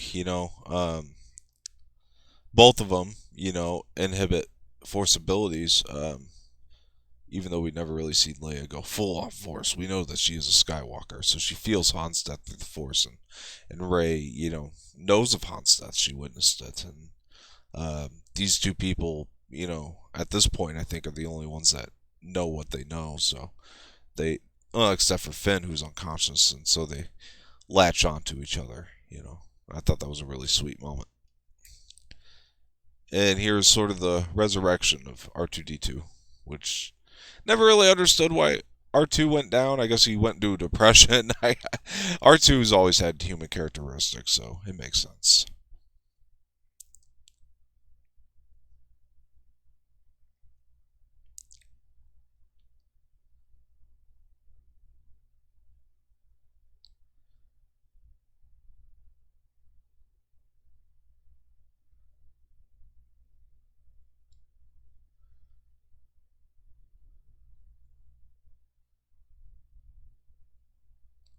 I still thought Carrie Fisher's line delivery there was good, where she was like, "Tell me." It's very good. Not that she's awful in this movie at any point, just I thought, you know, the facial expression she was giving, and it was really good stuff.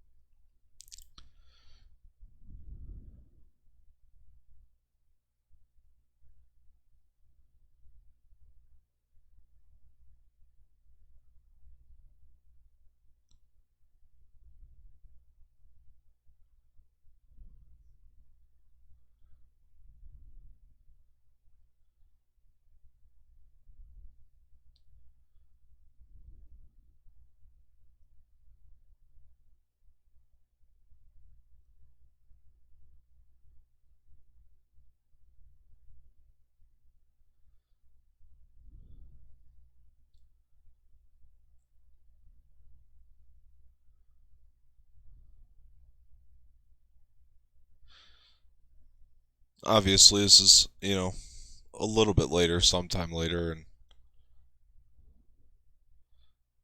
They're in different attire, and Rey's gonna go find Luke now that they have the last piece of the map.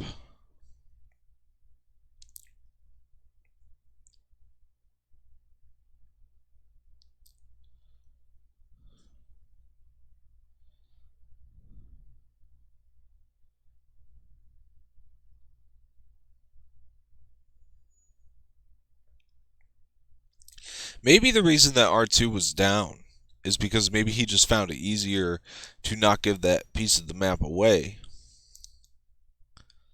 If he was just shut down. It'd be easier for him to just shut down and not have to, hide that from his friends. I don't know. Maybe that's what it's trying to imply. But now he's woken back up because he's realized the Force is awoken, and we do need Luke Skywalker. We do need his help right now, and so he just gave them that piece anyway. I don't know. That's kind of a theory I have, I guess, after rewatching this.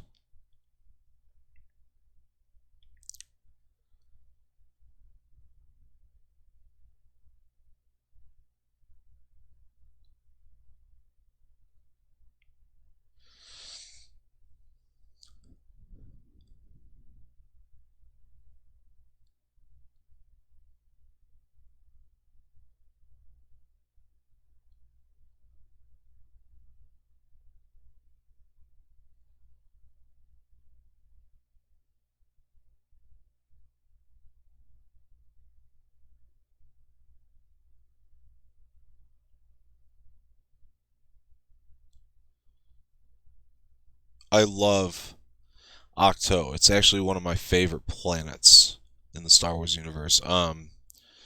Just I kind of like how it's like this island in the middle of all this water. I just think the design for that is so unique and cool, and I do love spending time on this planet. It was filmed Skellig Michael, which I just think is a beautiful area.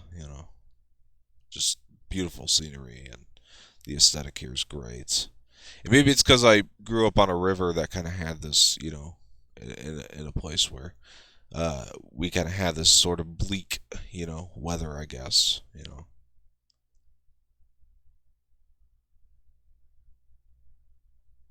I just love the kind of fog that comes around the planet. And it makes for really, really good scenery. It's a great aesthetic.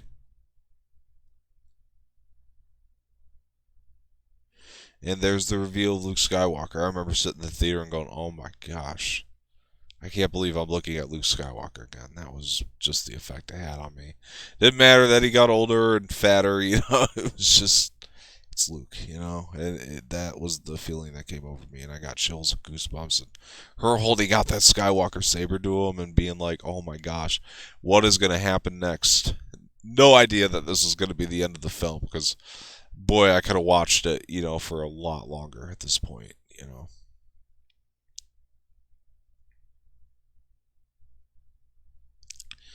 Luke there just looks incredibly confused, and I was convinced that Rey was his daughter at this point.